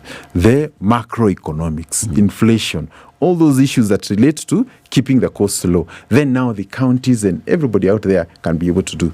Then there's also the issue of when you look at the housing agenda, we probably want to do some 500,000 houses for absorption by the economy. The question is, Do you have numbers as to how many the deficit, say in Nairobi, in Mombasa, in Nakuru, in Kisumu, and all those places? And if there's a deficit, I think it's also good to admit then those people would be visible on the streets as the homeless if there was a real deficit. So is it possible also that you are dealing with a problem that does not exist, that the private sector has had a way of sorting this issue? All they needed is guideline and probably reduce the cost of finance and some of these issues that belong to devolution. Let's take a break. This conversation continues shortly. Lee Kenyanjui, former governor of Nakuru County, is our guest this morning. We are talking about devolution, the gains, the challenges, the threats to devolution, and what we need to understand and discuss about devolution going forward. Back shortly. Good morning. This is the Situation Room, the only way to start your day. Oh, finally! It's my Standard Courier delivery. At Standard Courier, we know that your time is valuable. That's why we guarantee swift and efficient deliveries to your doorstep every time. Give us a call on 0793 599 684 or schedule your next delivery by visiting our website www.standardmedia.co.ke/courier. Trust Standard Courier service for all your courier needs. We deliver with pride. Looking for your favorite KTN station and just can't seem to find it? Well, you can watch all KTN channels on Pang. From the latest bulletins on KTN News Channel 5X0, heartwarming stories on KTN Home Channel 104, insightful agricultural content on KTN Farmers Channel 176, to the best of entertainment on KTN Burudani Channel 170. We have it all. Grab your remote, tune in to Pang, and enjoy the variety of content we've prepared for your enjoyment. Sunny conditions in Nairobi. Today we'll see highs of 28 and we'll see highs of 28 as well in a mostly sunny Nakuru. Highs will go to 29 in Nyeri and 27 in Eldoret. Looking into now cloudy Mombasa, we'll see highs of 33, while Malindi will see highs of 33 as well. 29 will be the high in Kisumu with 31 as the high in Kakamega. Cloudy conditions in Kampala, we'll see highs of 30, while it's sunny at 30 in Dar es Salaam. We'll see highs of 33. We'll see highs of 29 in Johannesburg and highs of 32 in Mogadishu, with highs of 27 in Addis Ababa. Lagos will see highs of 33 today, with 33 as the high in Kinshasa. Looking into Beijing, we'll see highs of just 5 degrees through Monday, while Paris, a rainy day, will see highs of 10.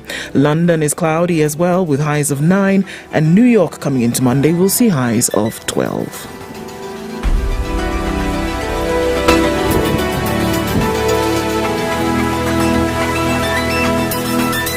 Some very nice, mature music. They really take me back to my days, and I can just feel young again and enjoy the vibes.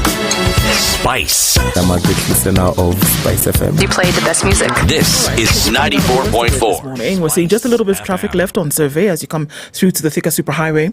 But then on Muranga Road, as you get towards the Globe Cinema overpass, there's some traffic there. Gong Road is busy through to the city, but it's moving, so that's all right. There's a hold up on Landys Road. It's going to take you a minute to get into the CBD, coming in from Jogo Road, as well as coming in the long way from Lusaka Road. Let's take a look at that issue that was happening right around Cabana. Still an issue as you try to go through towards North Airport Road, but that should fizzle out in no time. We've not had too bad of a Monday morning. It's been hectic, but we're fine. Let's see what happens through the rest of the day. Talk to us on SpiceFM KE on X.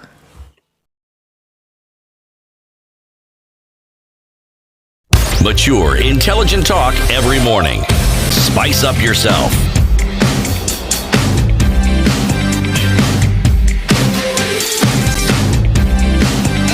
Mornings done right. 94.4 Spice FM, Nairobi. Devolution working, is it not? How do we safeguard devolution to get maximum gains out of it? Former Governor of Nakuru County, Lee Kenyanjui, is our guest. He's been a member of Parliament. He was the chairman of NTSA. Were you the first chairman? Yes, I was. The first chairman of NTSA? Yes. Okay. So you understand all these issues of governance at various levels, and now we're looking at devolution. We talked about the many threats to devolution that are constantly there. The bigger one is the issue of money, shareable revenue. It's agreed upon, it does not get disbursed on time. Senator Okiya Omtata has come up with this proposal that says, you know what, in order to ensure that public finance management is actually done prudently, we should have a national treasury that is independent of the national government. So the minister in charge of finance for the national government is not the one who controls the national treasury. The national treasury is controlled independently. So money comes in, money that's supposed to go to counties, goes to counties without somebody deciding, you know what, I have not paid police officers, you know, I needed to build a Mathare hospital somewhere and I needed money. Oh, what do you say? I think it's a brilliant idea, and partly also to say that one of the biggest problems affecting the economy today is this matter of pending bills. So you will have a county maybe expecting to be paid a certain amount of money to receive disbursements, maybe 10 billion or whatever it is, but it doesn't come. And when it comes just a few weeks before close of financial year in June. So the first thing you say is that these guys are returning money because it came too late, and the procurement is very rigid. You cannot be able to do procurement, beyond or outside the times that are given. So what we've had is a persistent pending bills. People, you can't plan, you can't procure, you can't do anything. And sometimes we blame also the county governments because they are operating in an environment where you don't know first quarter what to expect, second quarter what to expect, third quarter what to expect. So there must be a solution to this problem. And even if the bill may not be the ultimate, but at least it offers a platform upon which now we can improve and maybe give suggestions around how that problem can be solved. So that as a governor, you are aware of what sort of resources you're going to have throughout the entire year, when they are going to come, and therefore you can be able to engage some suppliers to be able to provide the services necessary and at the right time. Because also if you tell them early and you are not able to pay them, then you're also putting people in a very awkward situation. And I must say, we've had many situations, including where people have actually died waiting for money. You provided for these government cards, they say they will not pay. Sometimes a commitment has already been done by the county, and eventually it has brought misery. Now, unfortunately for the county, the suppliers are just people around your town. So, when you've said build this hospital and then finally you're not able to pay, you wake up to see this man every day in the morning. Some of them go into depression, some of them have their loans recalled and so on. So I think we must be able to look at this whole thing and also the impact it has on the ground. So I think the bill to me is a good platform upon which now we can engage. And I think it is important for counties to be given what it takes. Then we can put the governors to task when they are not able to deliver. But when half the time they're engaging in, walking into this office or the other one, try to beg for money, hoping it will come tomorrow or the other day. And actually, when county resources are being disbursed, it should not be news. It should be normal. This is the normal thing happening. It shouldn't be breaking news anywhere because it's part of a normal process that should be there, But when now it is made to be such a big thing, then it becomes difficult for them to plan. Do you think it's actually an issue of lack of funds? Because what are we dealing with at the moment? And maybe not as bad previously with what we face today. That we know that funds coming in first charge is the payment of, and this is the reality within which the existence is, that the first charge of funds received, the Treasury, goes towards loan repayment. And whatever is left, essentially, is what every other commitment for government then will take up. All of everything, counties, everything else will take up that remaining money. Do you think that it is not for lack of commitment to have this done, or it's not for lack of support for devolution, but it's for lack of actual available resources to put behind this? Do you think so? I wouldn't think so. Okay, it's true, there'll always be constraint of funds. But when the law clearly tells you that this belongs to this level of government, the constraint should be to the extent of what is allocated to you, what the law allocates you. But you cannot take even that which belongs to devolution and use it. Yeah. Then I think more importantly is the appetite for government to take up loans both locally and outside.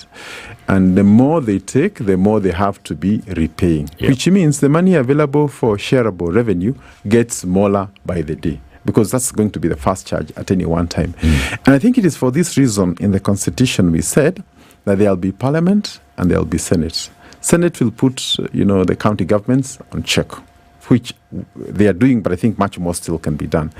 And the National Assembly was to do the same with the executive. So, for example, the debt ceiling, when we keep, from 8 to 9 to 10 to 11, now we are going on a floating rate. And sometimes, what the government, and this is true to any government, they manipulate numbers to show that growth is at this level, this has improved, therefore we can even Our borrow GDP more. is this much. It's this much, and it is their numbers. And I think also it's good to say that we have had situations where even the multilateral lenders, have manipulated numbers when they want to give you money. They come and say, we are projecting that your economy will grow at this rate in the next 5 years, you'll be able to do this, so therefore you qualify for this.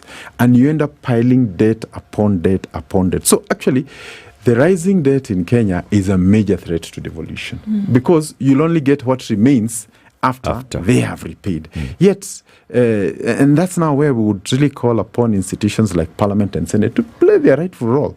Because when you have a floating ceiling, then it means you really have no ceiling. And I think the bigger problem is sometimes relying on these institutions, and their work is to give money, tie you, make sure you meet certain conditions, and whenever they require a country to be a mouthpiece for them, they can tell you, say something about Israel, say something about this other one, condemn this one. You lose your sovereignty completely. And I think Kenya is a classic example of that. We so far, our grading has really gone down. Just a few years we were at a different level. So before long, we are also looking at this issue of debt as being a threat, not just to the country at large, but also to devolution, because it will continue to suppress the resources available, and eventually health and water and everything else will be consumed.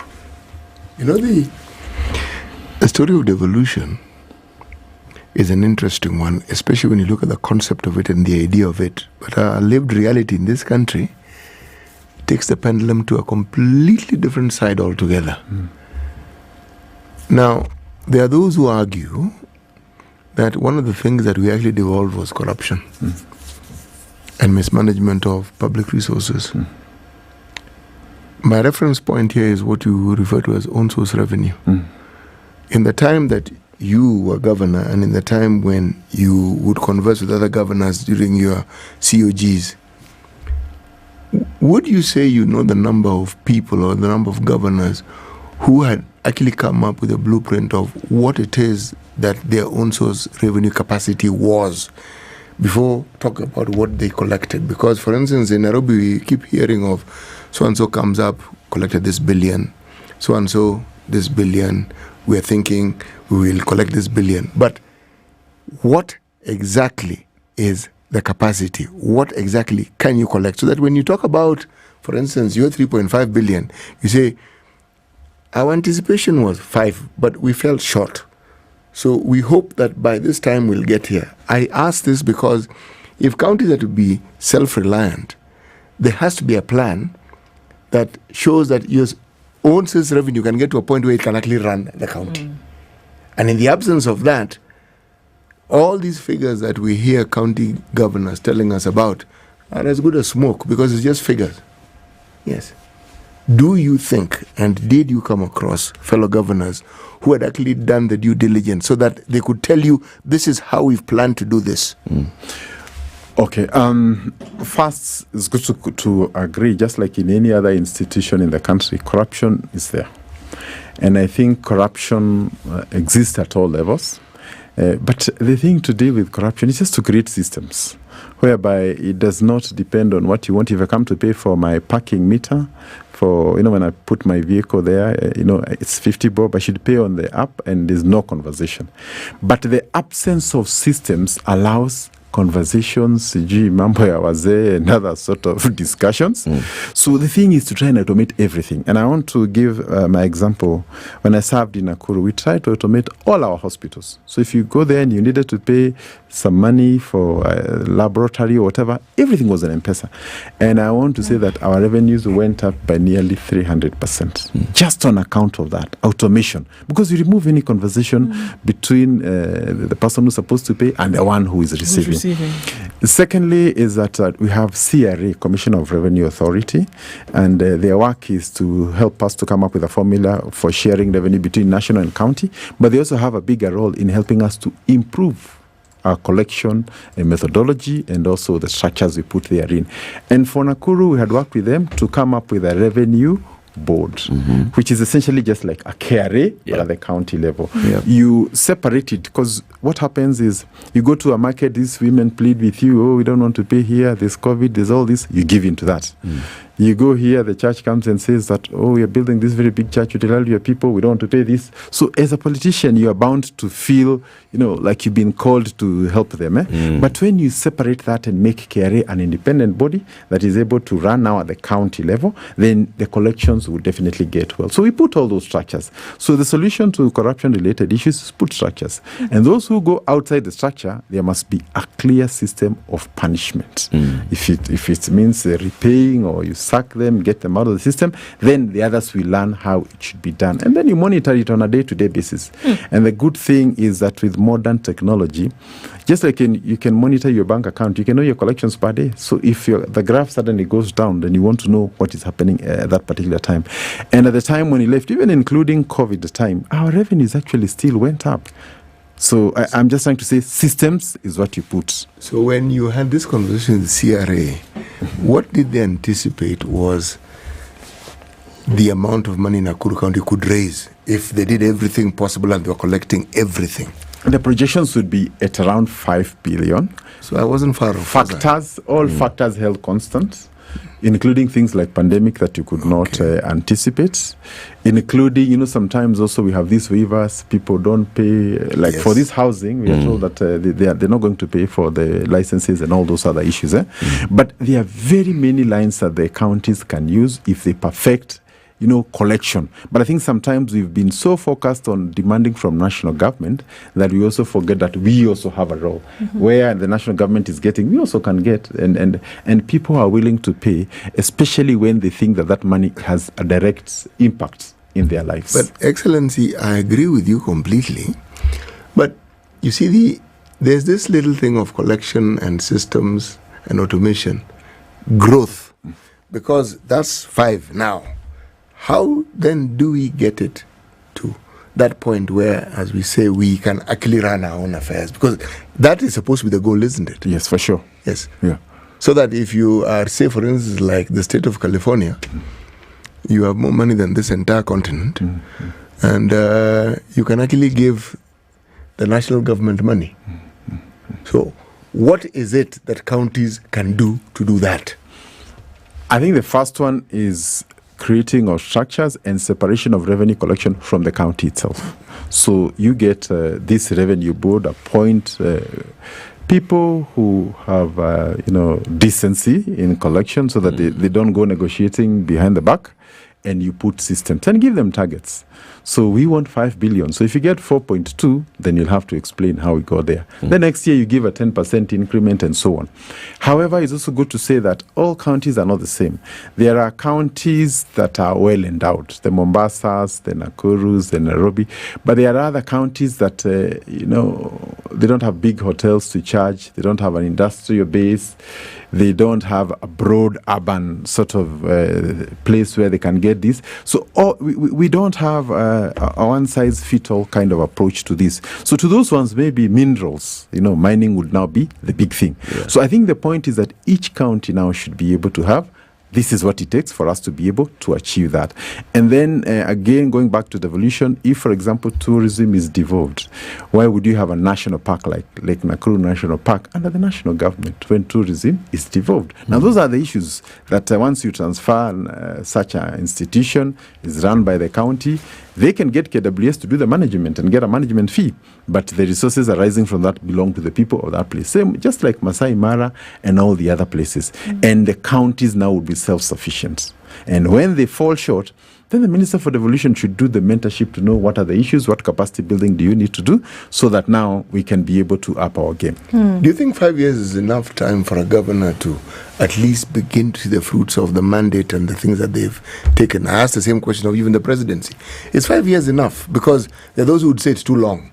Because if you have someone who is bent on doing everything they shouldn't do, then 5 years is too long. But looking at the practicality of it, is 5 years really adequate?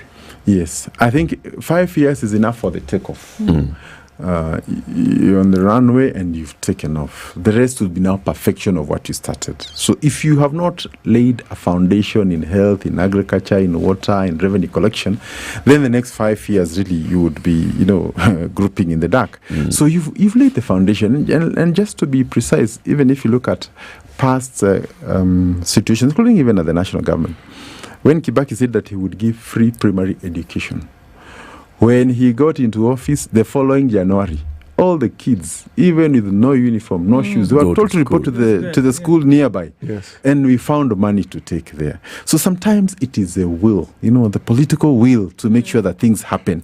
We don't need 20 years. 20 years, really, or whatever. The point is you have a vision and you're ready to follow it through.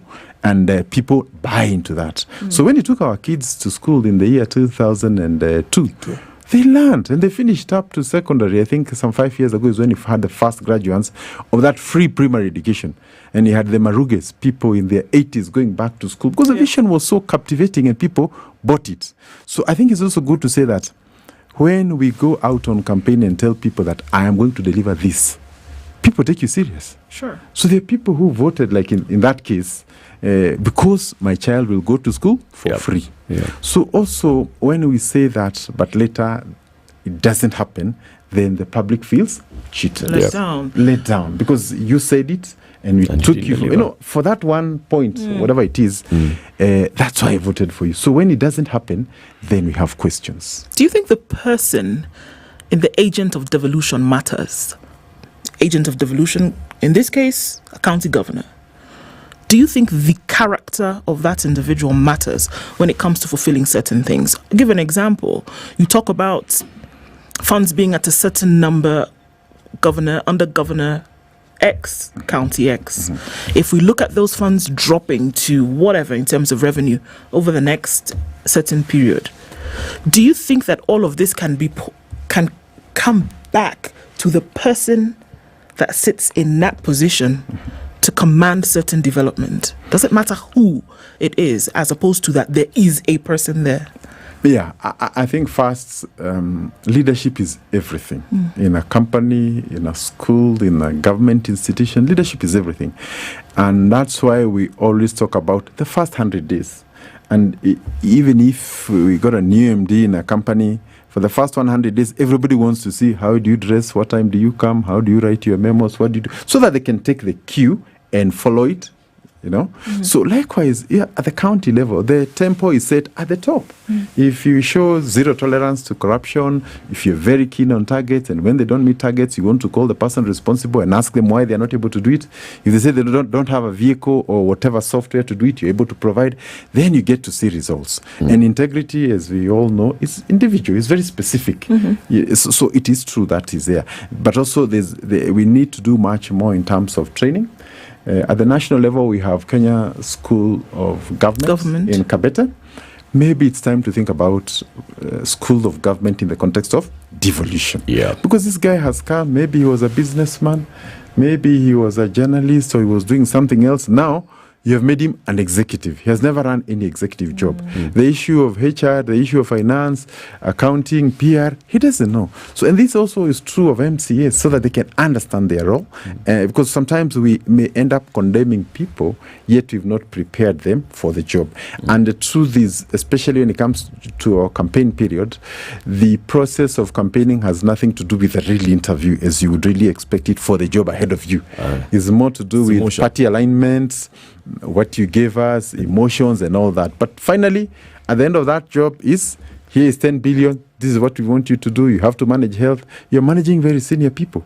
And maybe lastly is also to confirm that the people you appoint, 50% of your work will depend on the people you appoint. If you appoint lazy people, it doesn't matter what you do thereafter. If you appoint corrupt people, it doesn't matter what happens thereafter. They will deliver results that are consistent with their CV. So again, ensuring that you put people with clear intentions, with the capacity, and that also sends a signal to everybody else. Because if you appoint somebody who's a known, say, land grabber, people don't expect a miracle to happen. They know that will continue even as we move forward. So even as you stand and say that you want to fight corruption and land grabbing, yet the people you've appointed appear to ascribe to that kind of thinking, then you look like you're double speaking. So I think devolution has a long way to go, but we must learn from the past and seek to make a stronger tomorrow. Do you think the public is learning from the past or anything at all when you look at the characters that they elect into these offices? Like you've just said, it's not about, being pragmatic and thinking, okay, this person has the capacity to do the job. It's all these other emotive issues. Alikuja alituletea pesa, alituletea sukari, alikuja kwa mazishi kila time, anaongeanga, he's a tough talker. He fights the current governor, he points out the mistakes, and that's what the person that we put into office. Is the public learning that it's important to think of the capacity of the person who's vying for the position of governor and even of the county assembly? I think we still have a long way to go. But in principle, if you're appointing even a primary school head, you want to know, where have you taught before? Where have you headed before? And it's simply because the principles of management don't change. Even if you're heading a smaller unit, now you're in a bigger unit, in a bigger space. So, and I'm sure you've seen some adverts that say, if you've not handled more than these people, don't even apply. Or if you've not, don't even bother. Because you will get into a situation whereby you're overwhelmed and nothing really gets to move. Another 5 years are gone. So I think a lot of civic education will be necessary. But also, it's good to know that a lot of the decisions you make in the office of the governor are also seen in the context of what will the public take it. So, say, for example, you want to deal with the hawking issue. The Wanjiko would like to be able to go to Kenyatta Avenue, whichever street, wherever, and trade whatever they want. They would want to come and build a kibanda outside, So, but is that the right thing to do? You want to bring proper urban planning, put people where, business can be done and there can be growth. But sometimes when you do that, there's a bit of backlash. So then you have this populist guy who says, musiondoke. Kaeni hapo. Na natetea watu wake, But the point is, we should also be embarrassed as a nation. We going to Singapore, we go to all these countries, we see how things are done. We pay so much money to do benchmarking. But when we come here, we do the very opposite. What was your experience, actually, Governor Kinyanjui, on you moved people out of the CBD and created a new bus stop? Just use that as a case study. Yeah. Okay. You see, when you want to make a town expand, if I alight in a bus stop, let's say I've come from Nairobi and I'm going to Ravine, and then I board another one from there, I go to Ravine. I've had no interaction with the town. So our thinking was, you alight here, you walk maybe some 500 meters, you'll buy some credit here, you buy some food, you buy a shirt. Tropical. You buy something. So you increase the interaction of that person with the city, And it's the same principle that actually happens even in a supermarket. They will not go and put milk and bread here in front. They put it at the farthest point. So as you go to get your milk, essentials, you're going to see something, you see this. So although you went for milk, more often than not, you'll come out with something else. So ideally, what you're trying to do is to spread the town. Because if you put all the people together, then you cannot be able to deliver. There'll be security will become an issue, congestion will be all over. But now, because of populism, people will come and say, no, we'll return you here. But when you return, then you have chaos, people cannot move forward, and growth now is constrained. And that's why I'm saying sometimes you have a conflict in urban planning. You know this is the right thing, but there are people who would want to play the short-term game of pleasing. And if you recall, even when you were trying to bring sanity in the public transport sector, Michuki had to make the difficult choice of saying, we are going to do 14, the driver must wear a uniform, must do this, and that gave a bit of, currency to the public transport, a bit of sanity. So I think we need to, it's a conversation that we need to move forward. And as long as you're looking at short-term, then you expect that we'll never be able to move forward as a country. There are those long-term legacy kind of decisions that must be made for posterity. Lee, we have looked for you a number of times. Finally, you've come. You've seen. It's nice. You must come back. I will. Everybody is saying this guy should come back and should get some more time. Come back. Let's talk about devolution. What needs to happen? Let's talk about governance at a national level as well. Lee Kinyanjui, the second governor of Nakuru County, has been our guest this hour, and he has promised to come back. We'll have this conversation again. Thank you very much for tuning in to Kenya's biggest conversation, The Situation Room. Everybody who's been commenting on YouTube, on Facebook, on Twitter, asante sana. We see your comments. We always can't read them, but we can see the conversations are happening on that platform as well. Have a lovely day, people. See you tomorrow. It's 10 a.m.